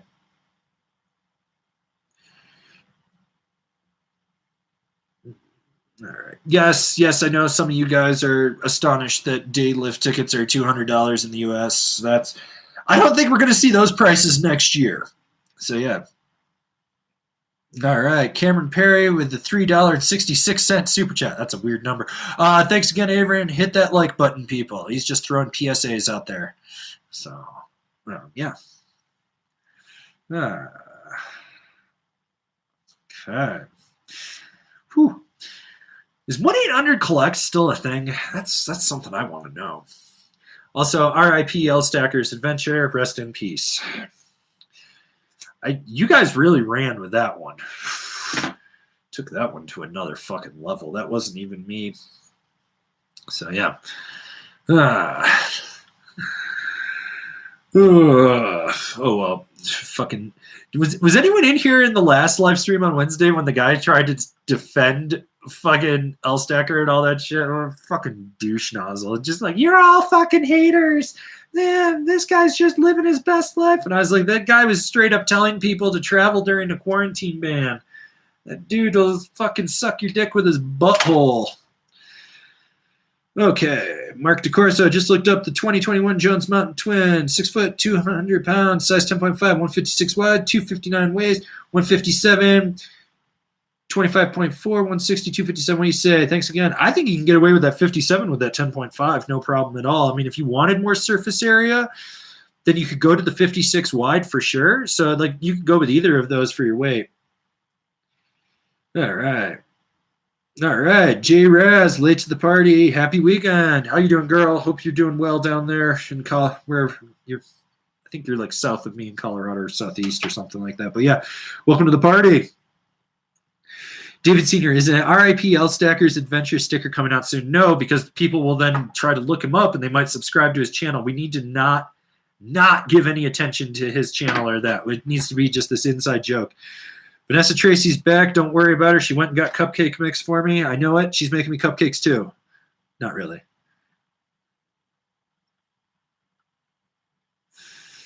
Let's see. Okay. Vincent, too. Every time I hear the word hater, I question their IQ. I question their IQ if they look like a troglodyte. There's a lot of those troglodyte-looking motherfuckers. But then again, I mean, we also have people influencing goggles for Amazon that fucking don't know the difference between they're there, and they are, as well as through and through, and other words similar to that. So yeah. Okay.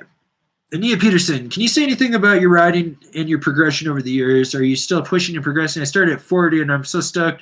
I'm getting better and learning about all the gears. So the big thing about progression is scaring yourself. And so I've been riding 100 days a year since I was 16. I'm 37. I'll be 38 in December. So, I mean, that's 22 years. Some seasons are better than others, but the big thing is I like to go out and scare myself on a snowboard at least once a day, whether it's olling off a roller, ripping a hard carve and having the board catch, riding trees and almost hitting a tree, spraying fat little skier kids a little too aggressively, all that shit. So these are all things that you do. But progression, like when I started out, it was all about park, and it was always just how do I progress in the park? So it was like park, and half pipe was really big in the mid 90s. So that's what we were riding was half pipe, then jumps, then jibs started to come around. Late 90s, early 2000s was when my resort where I grew up started to get it. And at the time, we would still get these lake effect snowstorms, and I always just wanted to smash POW whenever we got fresh snow. So I would always go and ride POW. My friends were like, let's go ride park. And I was like, the park will be there tomorrow. Let's go fucking smash this POW. And so as I've gotten older, I want to ride more POW, and I just want to slash more turns and stuff.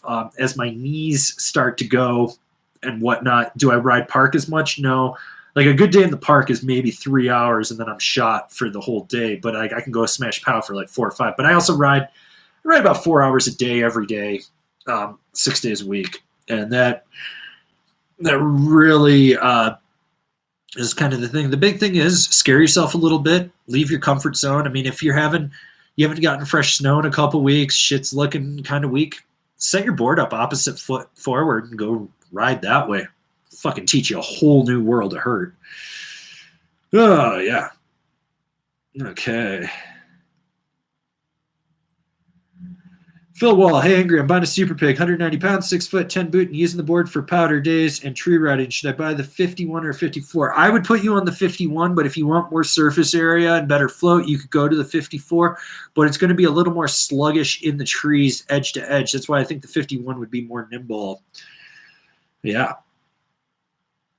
Okay, Ellen Poon, sup y'all? Super late to the party. You're not late. You're just in time. Okay, Jack Ripper. God, whose busted mouth is that pic behind you? That's Jared Hattie's from Videograss 1. I think about every live stream someone asks about that. That's actually his legitimate dentist photo. I won that in a contest from Bonfire way back in the day from Ryan Rowe. Oh, man. She was my favorite marketing person at Bonfire and Solomon. Okay. Okay, let's see. Derek S., thoughts on the Genesis binding? I think it's a solid binding for what it is. So, I mean, if it's what you need, go for it. I just think that there's so many bindings in the Burton line. They kind of overlap at points. All right. Jeff DeMoose 776 just played an ad for 5 minutes. Sweet. I think I just made $5. No, definitely made some money. Thank you, though. Okay. Titty Sprinkles, real question. How old were you when you did the 200 plus day season? Which time? I've done it twice. I did actually. Yeah, no, I've done it twice. I thought I did it a third time, but no, that season I think I only got 188. So the first time I did it, I was 31, and then I did it. No, the first time I did it, I was 28. It was 27, 28, around there. The second time I did it, I was 31 or 32, right around there. And that one was hellacious on the body. That was the one that really took a hammering on me. But that was also a year, I think every day I fucking woke up was a powder day. I mean, I clocked a powder day June 11th.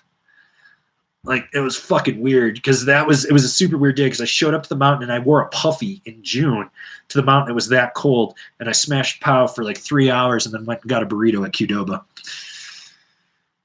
Oh, God. This question. Justin, what are your thoughts on people on the mountain with GoPros on their Rock mouthpiece? They're already a fucking kook, and then they just took it to another level of kookery. Push them over so the mouthpiece smashes and slams into their face, and they're horribly disfigured, and they'll never go outside again, and we never have to see them. Okay, S2000 guy, do you think Icon should issue any discount or kickback next year for current pass holders due to the season getting cut short? Or do you think they owe pass holders not a... Here's the thing. Do you deserve...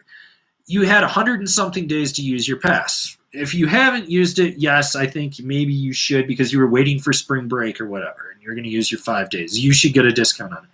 If you went more than 5 days before then, discount the next season pass, which I think they're going to already discount the passes. I know Vail's going to make an announcement at the end of this month. My guess is that Altera for Icon will make one.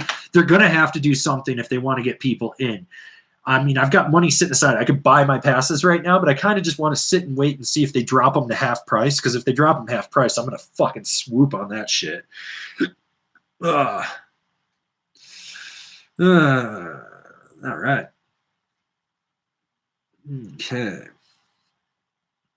Let's see. Patrick Noel, hey, ever been to Alaska? Just watched the new Jones Rome film about shredding Denali, and I feel like I have a new life goal. I haven't. Next year, I'm supposed to be doing a guy's trip to Eagle Crest, Alaska, with the boys to make up for this year's one that got canceled to Powder Mountain. So it's me and the guys that I grew up snowboarding with when we were teenagers. Wesley Wheeler, Buckhouse and Bennett are streaming Call of Duty on Saturday. Call of Duty.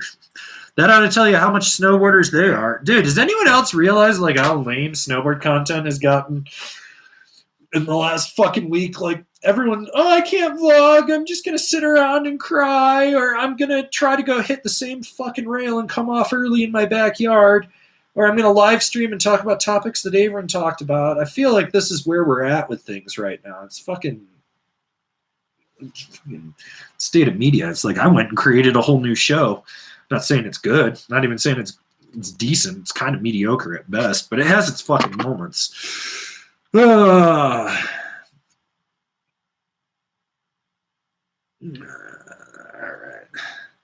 Cameron Perry, Stan's last resort garbage. Stan, the man that has fucking canceled his show like 6 times and brought it back. Stan is probably one of the worst things in mainstream snowboard media. I don't think Snowboarder is going to be doing so hot after this. I mean, they already got bought by the National Enquirer. You think they're going to have ad revenue in print after this? I mean, Jesus Christ, cable television is letting the fucking predatory religious hotlines advertise on there. Call in and we'll pray for you, pray with you for $4.95 a minute.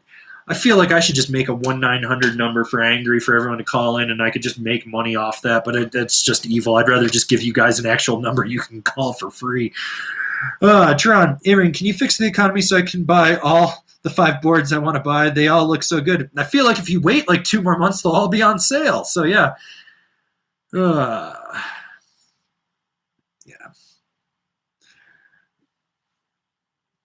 All right. Water bottle. Have you ever seen Casey not be? No, that is Casey 100%. I've known Casey for 10 years. I can't think of a time he's not positive. Like he hurts himself, he's still fucking positive. That dude just has a positive outlook on life. I feel bad because he's probably going to die of some kind of positivity cancer from being so super positive. That's why Casey and I get along, though. He's so positive and I'm fucking so real and negative. Like, I love Casey. Casey's one of my boys. He's always going to be one of my boys. I don't always agree with some of the shit he does, but that dude, that's Casey. That's, if you know Casey, that's fucking Casey. What you see with Casey is pretty much what you get. Okay. Mark DeCorso, wife is 5'7", 125 pounds, 7 boot, 43 or 46. Does it really matter? For her, I mean, it really comes down to ability level. If she's more beginner, then put her on something a little smaller. But if she's a competent rider, you can put her on the 46 and she'll be fine.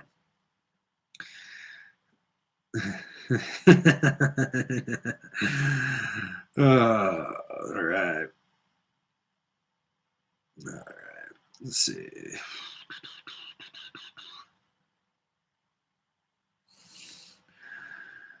Yeah. Callum Adams, thoughts on the new Rome Stale range? Dude, I think they're sick. I got the stalefish right here, actually. So I want to ride this so bad. This thing looks fucking absolutely phenomenal.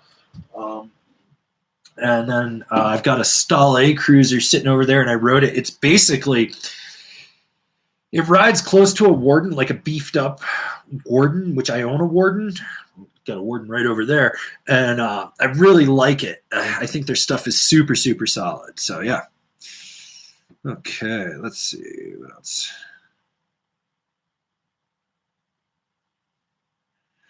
Drew Weisner, do you think the people waiting to swoop in on gear being sold to keep the lights on is bad karma? No, I mean, you know, if you can support now and you want to buy it, do it. If you don't have the money and you're going to wait it out, there's nothing wrong with that either. I mean, it really comes down to the person. I mean, if you're supporting a local shop or you're buying through affiliates and supporting this or whatnot, everyone's situation is different. And I know people are a little freaked out about money and whatnot right now and trying to just figure out what they're going to do. I mean, come on, what are we at? Like 16 million people on unemployment in the United States alone? I mean, we've never seen anything like this in our life. If you can support, do support. If you can't, there's nothing wrong with that. If you have to wait to support, there's nothing wrong with that. If you can just buy a gift card now and you're going to wait, there's, it's nothing wrong with that. I mean, shit, I'm back to saving jars of change again, which the last time I cashed in a change jar, I got $3,300. So that ought to tell you how I save change. I take it to a level most people can't. I wish I still had the photo of the giant fucking, I filled a 5-gallon pail full of change in a year. I had to get it weighed so much. It was like 100 and something pounds. I had to put a lid and tape the lid down, get a dolly and dolly it to the bank that had the change machine. And it's downhill to the bank. And the cart started to get away from me. I almost ran over like 4 tourists with it. But hey, $3,300. I mean, that was a hell of a down payment on my Volvo. So yeah. Okay, Cameron Perry, do you ride with music? My Apple Buds always fall out, so I just gave up on it. Well, I don't use Buds, or I do use Buds. I use the Apple ones, but they actually fit my ear. But the big thing is beanie, face mask, earbuds, goggles, helmet. I got everything just tucking that into my ear in there. But yeah, I can't ride without music, mainly because people try to talk at me, and then I pretend that I'm dumb and deaf and mute and all that shit and sign language at them if I can. I'm going to hell for that. Or I just point that I got earbuds and I'm not paying attention to them. But yeah, music. Yeah. Yeah.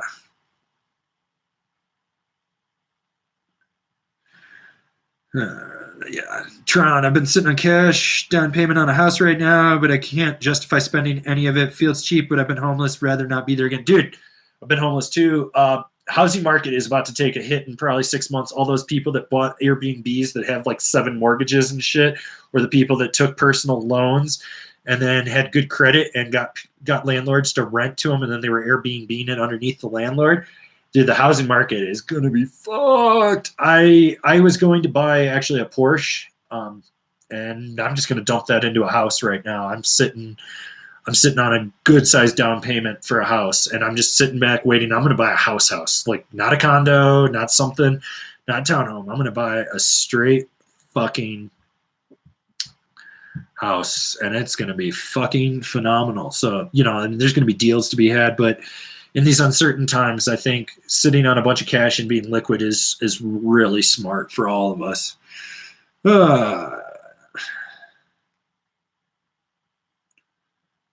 Let's see.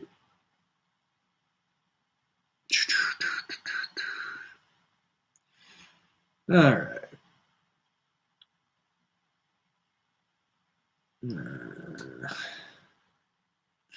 Vincent Deere, if you could only have 3 boards for the rest of your life, what would they be? Captain Mercury, 57. 160 wide Endeavor Archetype Swallowtail. And then I'm going to throw a Telos backslash on there, which I pretty much own all those boards but the Mercury. And that way I'd just be set. Yeah, so.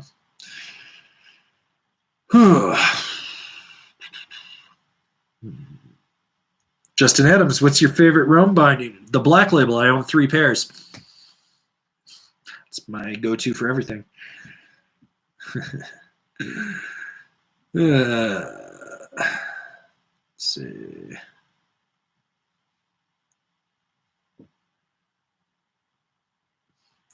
Nia Peterson, when I am pushing myself in the powder and I hit it face first after a fall, my goggles are always fogged up after. They frustrate me so much. What can I do about this? Don't fucking fall face first. No. Hit the chairlift, grab your goggle like this and pop it so the air vents through it. That will defog it in there as everything melts. I mean, you can always take them off and bang out any of the leftover snow. Don't wipe them down and then go from there. But yeah, the big thing is don't fucking fall face first. Yeah. Let's see. Yeah, I think we're kind of catching up on questions here. So if anyone's got any more questions, I'm going to stay on probably another 15 minutes or so. Get them over here in the chat or down below on the chat if you're on the mobile on there. Do it from that. Also, if you want to super chat to the Snowboarding Community Fund, you are more than welcome to do that. All money generated on Wednesday and today's super chats is going to the Snowboarding Community Fund. I will be making a donation to the fund on Sunday night or Monday morning. It kind of just depends when YouTube tells me how much we cleared through this, and we're going to go from there. So yeah, let's see. J-Raz, thoughts on the GNU Free Spirit? I saw one for pretty cheap and thinking of getting it for All Mountain Freeride. That should be a pretty solid one. It'll be a little more damp than other boards out there. But if it fits your needs, definitely go for it. Drew Weisner, how is Kevin? Last I talked to him, he was alive, and Alan was still in Utah, so he hasn't skinned him. So I assume Kevin's still alive. I should probably call him or text him or send him a Facebook message. Okay.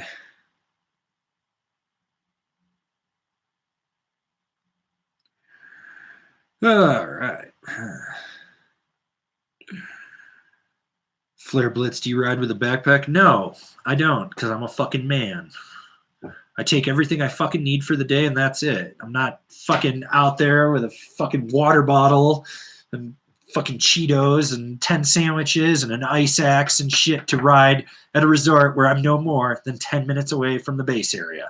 I never understood these people that fucking just load their goddamn backpack with everything and then they go out and ride, shit's shifting around. Like, I can hear them when they're getting on the chairlift. It's like sloshing and shit. Like, no, that shit throws your weight off so much. It fucks with my back, too. All right. All right.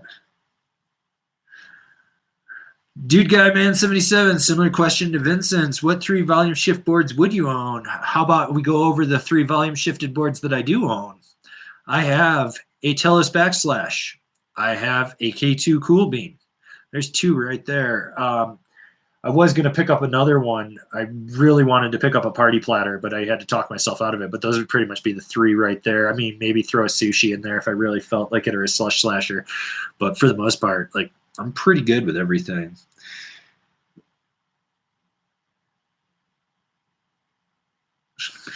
Torrin Harris, why that dude from Ed Shreds have to be part of your YouTube ads? I don't pick the ads. I just take the fucking money from him. Fuck it. He wants to pay ads on a channel that tells you not to buy his product. Let him do it. That's capitalism right there. I'm literally getting paid to tell you not to buy his product. Buy him. That's fucking amazing. It's the most counterintuitive fucking thing ever.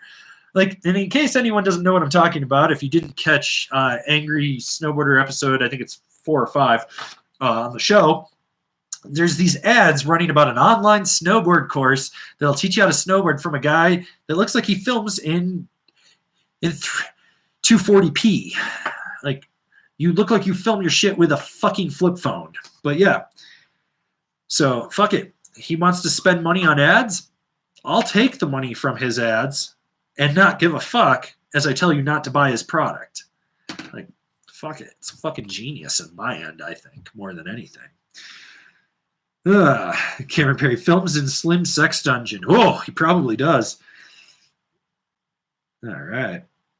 Okay, Dweezy, resort with the best food in North America. So A Basin, phenomenal fucking food. You got to go. Uh, Not even the restaurant side. The food court side is actually phenomenal. You can get a fucking jasmine rice bowl for like $8. That's good. My other the tacos at Pow Mau. I hear great things. Haven't eaten them, but I hear so many good things, and they're not overpriced as well. And then let's see. Mahi's Tacos at Copper, actually, for being a resort owned restaurant, isn't overpriced. Like, you get a good sized portion.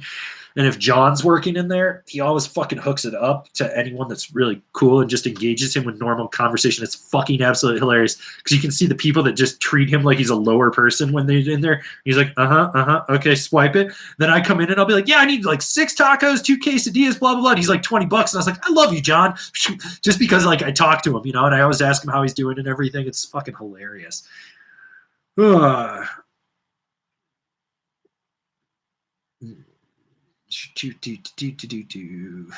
right. What should I get? Should I get some fucking purple backlighting for the altar of snowboarding back there so we can all fucking just zone out? All right. Vanessa Tracy, I still want to play Cards Against Humanity. Well, you can. I'm not telling you not to play. I don't have time right now. I want to take a nap. I think I got 3 hours of sleep last night. That's why I got bags under my eyes. Oh, yeah. A water bottle. Has Randy woken up? Randy's not waking up for another week. Phil Wall, I currently ride K2 Darkos. I've got a wide foot. What other boots can I test out? 32s don't fit well. Some of the Burton stuff is a little bit wider. Some rides have some stuff. Certain Vans are a little bit wider as well. And Solomon makes wide specific boots. So anything that's got the W on there, just make sure it's not the women's, because sometimes they put a W for the women's. You want to make sure it's the wide. It should fit you. All right. Let's see.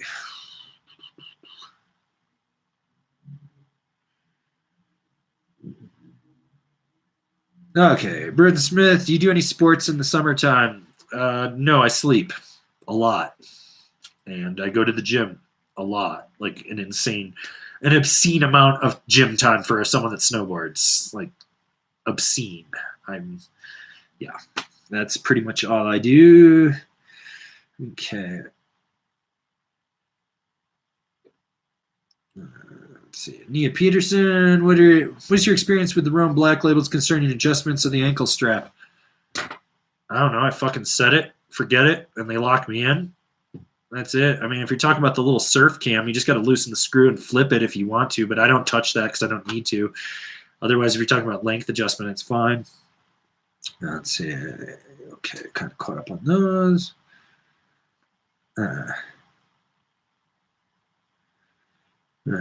Okay, James D. Avery, what's your go-to goggles? Right now I've been rocking Dragons, like every kind of Dragon. I got NFX2s, NX2s, something else. Like I'm pretty much rocking only Dragon. Yeah. Okay.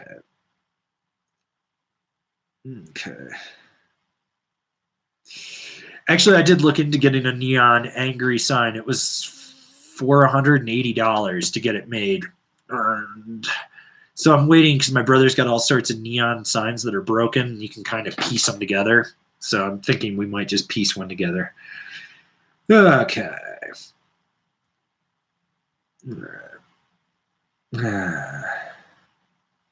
Patrick Knoll, do another Breck Views video. There is one coming. I went out and shot full moon on the mountain. I got to do some light editing to the video itself to color contrast it.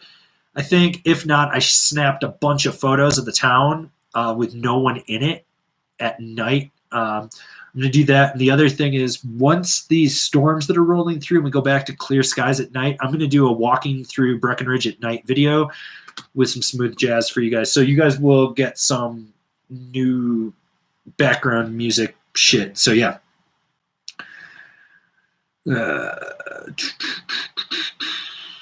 Okay. Let's see. All right. Ooh. Mm-hmm.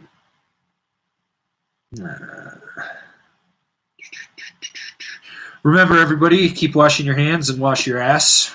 Mainly wash your hands. People are filthy, filthy fucking animals. Also, why the fuck are tourists still going to these mountain towns? Don't be going there. They're not some safe haven. They're hit harder than your fucking little suburbia. So stay down in suburbia. We want you to come back when we're all healthy. We don't want you coming up here and getting you dead. So, yeah. Derek asks, your current mountain playlist depends on the day, but most stuff I'm listening to synthwave playlist. Mitch Murder Radio on Pandora. I have spent the last 4 years making it the most quintessential Mitch Murder channel that I could. So it's Mitch Murder, Kavinsky, Dan Terminus, Carpenter Brute, Laserhawk, Dynatron, Zombie Hyperdrive. Dynatron's one of their songs. Let's see what else is on there. Lave Matos, who did all the music for Turbo Kid, which if you haven't seen Turbo Kid, everyone should go watch it. It's on Amazon. It's fucking amazing. It takes place in the not so distant future of 1997. All right. Yeah, so that's kind of it. Otherwise, if I'm listening to metal, it's a lot of Judas Priest, Iron Maiden, and Motley Crue. Etten Matei, any advice regarding which size to pick for a Captia simulator? I'm 1.75 meters, 74 kilograms, currently riding a Mercury 59, which might be a little too much. In fact, I was thinking the 54 for a simulator. 54 simulator, that's what I would recommend for you. Yeah, so. All right. Oh, let's see. Okay, Brun Smith, where do we buy the Curator book from? You buy that from curatorpublishing.com. I think that's what it is. Let me check on that really quick. I can tell you right now. Let's see. Yeah, it's curatorpublishing.com. So for anyone that wants a coffee table book, that's really solid. They have two different ones. This is the newest one right here, the all black coffee table book. But you got, I mean, you got a lot of cool stuff in there. So I think they're like $46 US, so it's probably like $200 Canadian. But no, actually, I think for the price, you get one and they ship everywhere. So yeah. Thanks for the super chats, guys. Let's see. Yeah, so yeah. All right. Let's see. All right. Yeah. John Omler, did you ever get around to ranting about Canadians? Also, does that involve the Canadian Asians? What am I ranting about? I know a lot of Canadians. I know a lot of Canadian Asians. I would love to find me a Canadian Asian woman. I would eat buffet for the rest of my life. I'd be like 300 pounds, but I'd have buffet. That's awesome. Whew. All right. Let's see. Let's see what else. Okay. Yeah, Luke Ruka. Damn it, Curator Publishing doesn't send to Japan due to COVID-19. Fucking COVID ruining everything. Ugh. I was thinking of giving a snowboard away, but I don't want to deal with that fucking shipping nightmare. Ugh.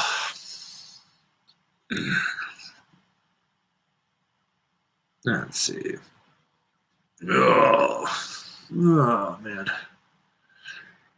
Tron, geez, what's wrong with Canadians? I heard they were nice people that like to shred. There's nothing wrong with Canadians. I think this is more in reference to the fact that I grew up 45 minutes from the Canadian border, and we had like a certain breed of Canadian that used to come down to where I grew up. And I mean, it was like, dude, they crossed the border and the niceness went out the window. They would be littering, trashing, destroying shit, having the cops just being the biggest fucking assholes. Like the Canadians, like where I grew up, are the equivalent of Texans in Colorado. That's what they would just fucking, just the worst.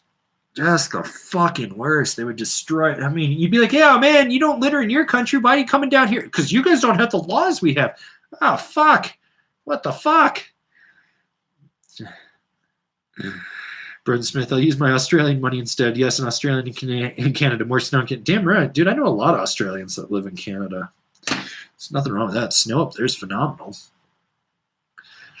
Ellen Boone. I was hoping that book turns into a mini coffee table. It's a coffee table book about coffee tables that's also a coffee table. I love that episode of Seinfeld.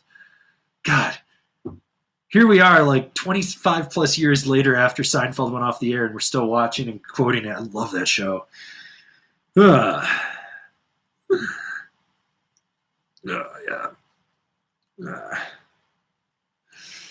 Bryson Monath, will you be reviewing any of the boards in Solomon's 2020 lineup? I'm curious what your take on the dance hall is. Well, 2020 is fucking over, and I didn't get any 2021 stuff, so you can kind of deduce that I'm doing a show in front of an altar about snowboarding. You're not getting fucking reviews, so there you go. Yeah. So, yeah. Oh, man. Whew.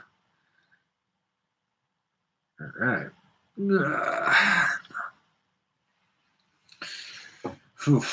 Yeah. Fucking koalas in Australia. They're all covered in the clap.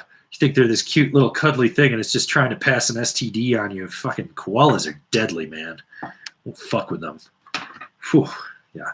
Anyways, guys, we're 2 hours in. I'm going to dip out. Thanks again. You got 2 podcast segment videos coming out tomorrow and Sunday.